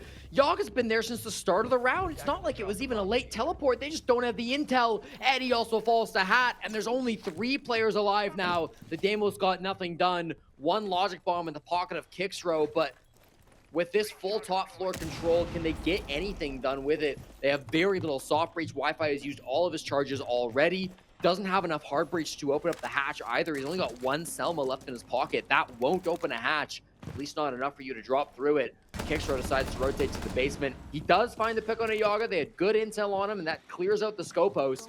But is it enough? They hack the phone now. That's going to give more intel to the dead players in Luminosity. If there's a hope, this is going to be it. The intel's got to be massive, and they've got to work together in this massive man disadvantage. And working together in this situation is necessary, but it can be so difficult. You have to spread your manpower so thin when you only have 3 attackers left, given the control that you need, given what is required to stop OXG from just swinging around the corner and doing that damage. But can they group up and play the trade? Good start from Wi-Fi. He manages to equalize from above. He gets the kill onto Hat, and we are in a 3v3. Keep an eye on the clock, though. So important for them to deliver all the way through to the final few seconds. The man advantage secured now for Luminosity, but the swing here from Diaz is good enough. All he's got to do is deny the plant, but Woos is ready on the swing. He gets the last 2 kills, and Luminosity, signs of life. 6 months ago in the Stage 1 LCQ, Woos was playing for Makers, and they played through their quarterfinals, and they played a very close series against SSG, but in Map 2, they suffered an 8-6 loss where Woos was the lowest rated player. They just couldn't quite get it done. Woos trying to correct old mistakes, showing back up to the LCQ, doesn't want to be the reason why Luminosity don't advance to the semifinals, and he's putting up big work towards the end. I love the way that they were able to work off of information. The logic bombs weren't necessary, but they had pings regardless. They immediately hacked the cameras, and they've got all of that intel, where they then work the man advantage. They get it back from a 3v4 to a 3v3 to a 3v2, and then they just trade, and trade. Diaz only so many kills that he can get, only so much that he can do. In that round, it was only one. And so Luminosity, back-to-back rounds. We were starting to write them off a little bit, Jonah. Now they've got 2 rounds. They're on the defense. This really feels like they could start moving with momentum. 5 seconds left. And this is one of those moments where now we look at OXG to see if they can try to stop it, right? Luminosity, they on the defense, as you said, 2 rounds coming off that half. You saw the energy there. We all did. It might feel like a long shot, but after 4 rounds in a row from Oxygen, at this point, it doesn't matter because it's 4-2, the split that we would have expected to see at this point in the game. The energy is certainly back for Luminosity. You got to imagine that OXG are going to start to feel that pressure soon enough. But here's how they alleviate it, and here is really how they push things over the line right away. They do that with aggression. They do that with a dagger. They just twist it in and say, you know what? Doesn't matter that you took those last 2 rounds. We are going to run away with this here on the attack. That's what Yaga on the Blitz is all about. Now, we've seen a lot of questionable shield play from both of these teams so far tonight. But if there's anyone and any composition of operators that could be the right piece of the puzzle, that could be the thing that puts Oxygen into a winning position. I mean, you look at this stacked Oxygen lineup right now. You look at Yaga ready to go. It is certainly getting ready to pop off. Smokes go in, and he is going to take this control as best he can. No one in Cocktail, no one in Freezer, and the attackers are able to clear this top floor without a problem. That's good map control. Used a lot of utility for it. They took a bit of time, but they do have the full top floor control. This is not dissimilar to the last time that we saw Luminosity do this exact same thing. I think it was round number 2. LG just kind of give it up. They don't really care because they've still got pressure in the basement. It's not a Valkyrie this time. No, they're running with a Pulse instead. Silent down on that bottom floor is going to be a huge player, and it's something that Auction are going to have to recognize. They're currently Demos tracking the castle. That's another player that's bottom floor. That could be a clue that Luminosity have some planting out from down below. Eddie is in Bakery. Why is there a player in Bakery? Maybe there's some utility that we've got to be aware of. Already, it's Pulse Scanner getting a bit of value as they see a player on the upside down rappel. The shot's coming out. Auction going to be aware that he's down here. What is their answer? What is their response? Can they get a plant down with 2 players on the main floor? Well, let's see. Rotating. They know the time is near. Yaga's now the one with the diffuser in hand. Rappel in. That's Gomez. Pressure above. We know how important that is. They clearly have the soft destruction to work with, but they still need to actually get this bomb down. As we've said before, easier said than done. Yaga will work his way in. Now a heads-up gunfight. Reminder, he's got the diffuser in his hands, but it simply doesn't matter. All of OXG rumble into the site, and they decimate the Luminosity defense. 5-2. Cafe continues to go to OXG. Huge round coming through from Diaz, of course. Excellent play coming out. Really good push from Oxygen, just taking apart that defense of Luminosity. I mean, they had a couple of good players down below, but the Pulse, he was in a 1v5 by the end of it. Didn't have any other help because his whole team ended up dying. Silent couldn't get any value. I don't think he even used his C4, which is usually what you'd expect to see coming out from a Pulse down below. Instead, the Pulse doesn't really get anything done down there. His whole team dies up above. And then Diaz, of course, kind of the star of the show. Been a bit quiet so far in this game, but has really popped off towards the end of it. Those last 2 kills that he got in the final seconds of that round really put the push together and have now given Oxygen a 5-2 lead. Even on the disadvantaged side, that is a good place to be if you're Oxygen. While I don't think Luminosity will lose this game 7-2, we are really starting to look towards the statistics, and we're starting to think that, man, they're going to need a huge comeback. They don't want to lose this game in some fashion to Oxygen. Attackers are heading out to the defuse bomb. Well, only 2 more rounds needed, Jesse. You can talk momentum, we can mention confidence, we can talk about Luminosity, the defensive-sided map that this can be. Whatever we want to say, whatever copium that we want to absolutely inhale, Oxygen are winning this game right now, and only 2 rounds stand between them and advancing to the semifinals. of this LCQ. Of course, Luminosity, 3 rounds is not impossible if they can just keep hitting shots like that. Nice work, Kixro, as he takes care of Newers, who won't have a chance to contribute here. But as we've said, still a long way to go. Good start, though. Again, we've seen both of these teams have success on the entry, whether they win these rounds or not. This time it is Newers. Instead of being successful to start the round, he's the one who goes down. Yeah, that's an important pick, too. Oxygen not having the best recovery, only an 18% win rate through stage 2. When they lose the opening pick on attack, that is one of the lowest in the entire league. So already the statistics point to this being a good round from Luminosity on Cafe as well. That can be a big factor. Certainly they start to find out these player positions. Wi-Fi's been droned, and there are some pieces of utility that can clear the shield. Maybe push the ram in. Of course, the Monty just pushes him back as well. Yaga, be careful. Exposes his back for just a moment, but now with the goo mine, Yaga's in an awkward spot. He manages to get the goo out of his foot, and will continue this push forward. And from the back, it's Diaz on the white window, able to take down Wi-Fi. Really good pressure around that Monty, forcing that player to move. Now Hat finds another into Silent, and Diaz, the same window, takes down Woos, leaving Eddie in a 1v4. Plus, it's a ridiculous clutch from him. This might be match point from Oxygen. Eddie, I mean, what's he gonna do?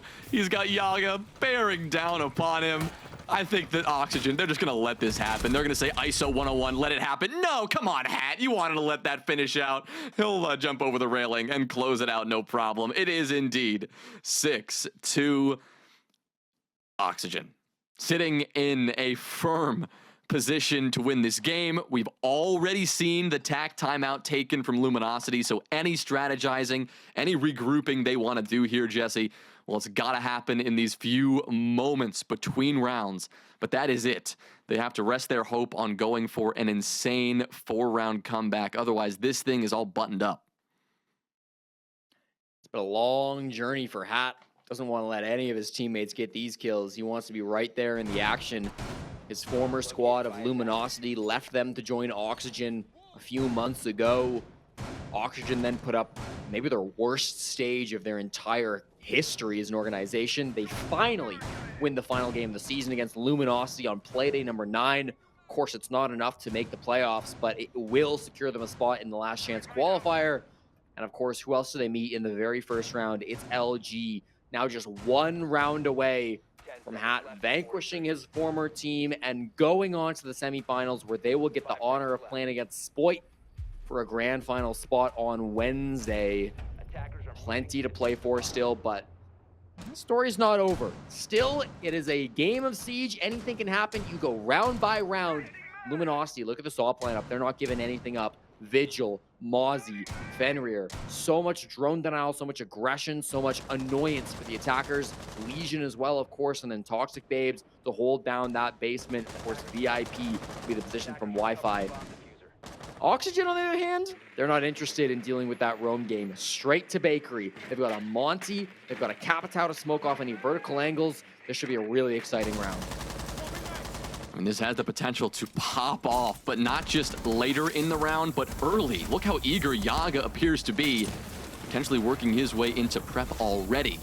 As always, we talk about this prep position in conjunction with the middle floor of this map.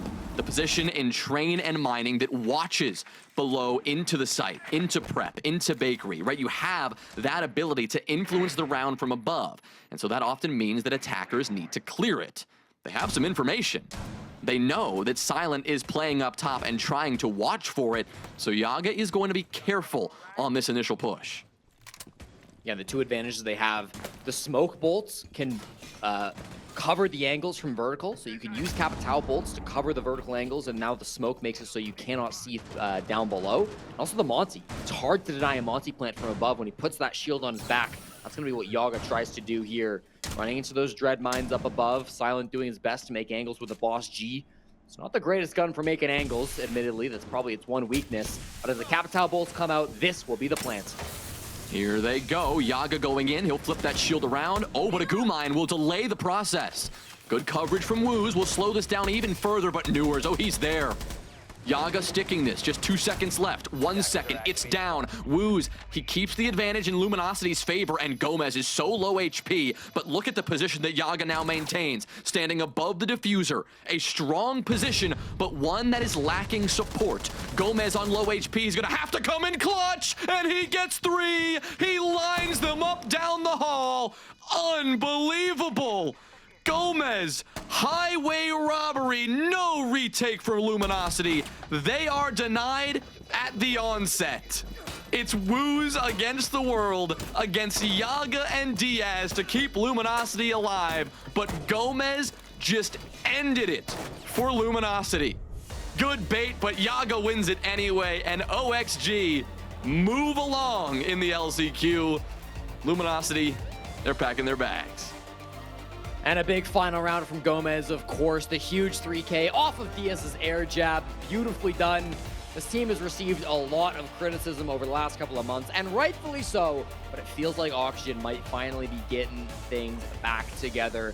Yes, they lost map 1, but they battle it back. They bring it all the way to nearly 2 in the morning for the East Coast folks, and they get the job done. They will be in the semifinals where they will play against M80 on Wednesday for a spot in that major. Of course, the grand finals after that if they can win it. Huge congrats to them. Really well played here on Cafe. Oxygen, a well-deserved win. Listen, Gomez did me dirty. I had to pop off for that triple, and yeah, it's 2 a.m. We're going to get some notes on the door in the morning that are like, listen, shut the hell up, my dude. Either way, it has been an incredible first night of the LCQ. We've got a lot more action to come, and of course, Korbeck, Laxing, and Foxe will be back on the other side of this break to break it down.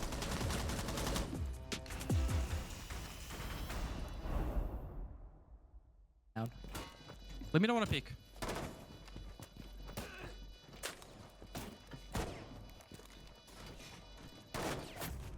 Nice, Jeez, boys. let's fucking go! Let's fucking You go! guys are so good, bro. Yo, y'all played fucking great. Let's go! Let's go, guys. Let's fucking go. Bro, we played so smart. Go Discord. Well, Oxygen walking away with the win there. Luminosity packing their bags, heading home for this stage. It is done and dusted for them. And it ends in brutal style. Gomez just riddling a hallway with bullets right there, collecting that free 3K and ending Cafe in just a brutal fashion. Kind of epitomized the entire map, to be honest. Yeah, I mean, I think that's what we expected from OXG. Obviously, they looked so much better on Lair. I just think Skyscraper was really just not their best map, but seeing that performance out of Lair, I mean, you noticed it. It struck kind of a chord in both me and Lax, and we felt like they were going to walk away with the game, and obviously they showed it. I mean, they were playing so good on defense, and we talked about it before the map started, that Cafe could work against OXG because it's so linear, because it's so small. But that's exactly what we saw happen against Luminosity. Because it was so limiting, they couldn't really get in the map at all. They couldn't do anything against an aggressive OXG. Obviously, the statistics on opening to entry look similar because Luminosity maybe was trading on the initial start, but in those defenses, OXG was just shutting them down, and that's where big individual plays was really pulling them through. And I mean, we heard the coaches at the end, they were hyped for them. They said that they played very smart, and that is exactly what we saw, a very smart OXG. I mean, I was more impressed just by the fact of how OXG was playing, even coming off of that Lair. I mean, you know, I was expecting to have a little more aggression in some of those rounds, but what I was actually seeing is them just holding their position and then rotating off those positions when they needed to, when they knew the time was wasted, when they knew they didn't need to play for it anymore, and then also just playing off one another, going for those trades, going for a flank sometimes. And like you said, you know, after we saw that Lair game, both me and you already kind of knew, okay, like this is how they're playing now. This is what we expected to see from them throughout the stage. Now they're going to bring that into that Cafe. And granted, they did start on that defense, but again, I mean, Oxygen, this is what we have been wanting to see. This is the consistent team that we know that they can be on paper. This is how they should be playing. So thankfully that they could end these last 2 games that they just had beautifully, and they looked far better. But again, the road's not done yet. They had pushed themselves slightly further. Not at all. But again, we have to see this performance continue, not only from the player individuals, but also from the team as a whole. Yeah, definitely something they'll want to continue. But we have one of the players here. We have Noors on the line. Let's go ahead and get him in for an interview. Congratulations, Noors, on the win. I know that you guys really wanted that one. You did obviously great there, especially that last map. Absolutely loved it. So I just got to ask, you know, you played a best of 1 against a Luminosity. You played a best of 3 against them here tonight. Went to 3 maps. What was your big takeaway from these games against Luminosity? Anything that you guys kind of learned about yourselves? I think those last 2 maps we played really well as a team and not like selfishly and not try to look for kills, and it went really well, honestly. That's probably our best like 2 maps we played, and I'm glad like everyone else can see that. Yeah, no, definitely. I mean, you guys looked spectacular, especially I think on that cafe. We were very impressed here on the desk. Even the lair, I mean, Foxe and Laxing, they were singing your praises coming off a lair. They knew you had it in you, so good on you for that. You know, I gotta say, obviously it's super late, and I don't want to keep you too long, but it is a good question. I mean, how did you guys deal with the fatigue of this? This was such a late start. This match went the distance to 3 maps. Are you guys all doing all right, powering through? Nah, that's got work in like 3 hours. So. Oh. I'm sorry to hear that. That's rough. I guess you can only celebrate the victory so much with something like that on the line right there. But so you're playing M80s in the semis. You got a day of prep coming into that. How are you feeling about that matchup? What are you looking at? Because M80, they've been a bit of a hot hand lately. Take a game or day by day, you know. I don't think they didn't look that crazy today. So, and we're looking way better than we usually do. So I think it's gonna be a good game. All right. Awesome, man. Yeah, well, I know it's late, so I will let you go. Thank you so much for taking the time for the interview, and congratulations again on your win. Thank you, man. See ya. Boy is tired. I was gonna say, Nick, I'm just here so I don't get fined energy, which is great. I appreciate it. It's super late in the day, obviously, for doers. What was it, 2 o'clock in the morning, East Coast? I mean, it's 11 my time, so it's gonna be that. Absolutely super late, so no disrespect there for wanting to get it over with. So this is where we sit now at the end of the first day. M80 and Oxygen will be our first semifinals match. I don't think we're particularly surprised. This win as you guys predicted. Yeah, obviously, I mean, you're going to have M80 as the favorites against SSG Academy, just plain and simple. Obviously, they look the best out of the teams coming out of playoffs. Oxygen beating Luminosity, I think that was really a toss-up based on how the last play day of the stage looked. OXG looked to be playing a lot better, and they showed it today. They are kind of finding their footing, and maybe getting that first win was that mental hurdle, and now they've gotten through it, and they have been playing better as of today. So I'm excited to see that matchup. I do think it'll be a lot closer than what the regular stage would predict this game to be. I'm curious for you, Fox, and this is a little bit of a question because you had M80 still going through this bracket at the start of this, that they're, looking the absolute best. They're the favorite. But I mean, me personally, given their performance against Space Station Academy and versus how Oxygen looked in their last 2 versus what M80 did, I'd have to say going into that game up to not tomorrow, but the next day after going into those semis, I think Oxygen possibly could put up a very good performance against M80. Oh yeah, no. If you're gonna ask me, do I still think M80's the LCQ final? No. All right. Honestly, until tomorrow, where we get to see C9BC play, I mean, they could definitely change my opinions by taking that spot. But you're right. I mean, based off of what we saw today, I could definitely see OXG making M80 sweat a little bit, bringing them all the way to the 3rd map, especially with how they struggled against SSG Academy. So I could absolutely see OXG taking that win, but regardless, it'll be a great game. And the favorites now could potentially be C9BC, could be Wildcard. I don't know. We still got a lot to see on the other side of the bracket.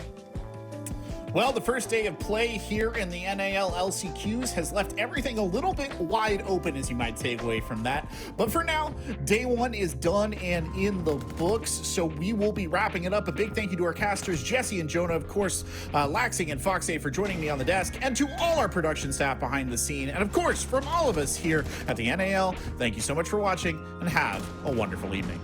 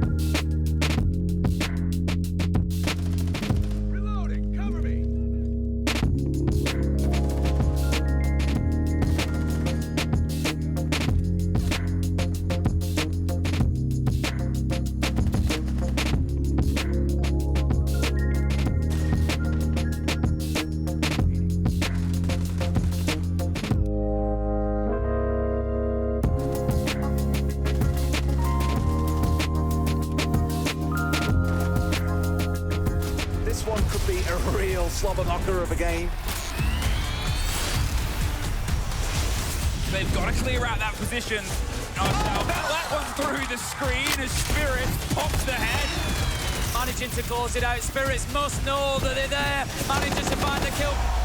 2v1 Frida is low health though. Oh, the take from Spirits in the 1 versus 1, holding onto the back of Spirits. They've traded places, but Frida has that one extra little bit to tie him.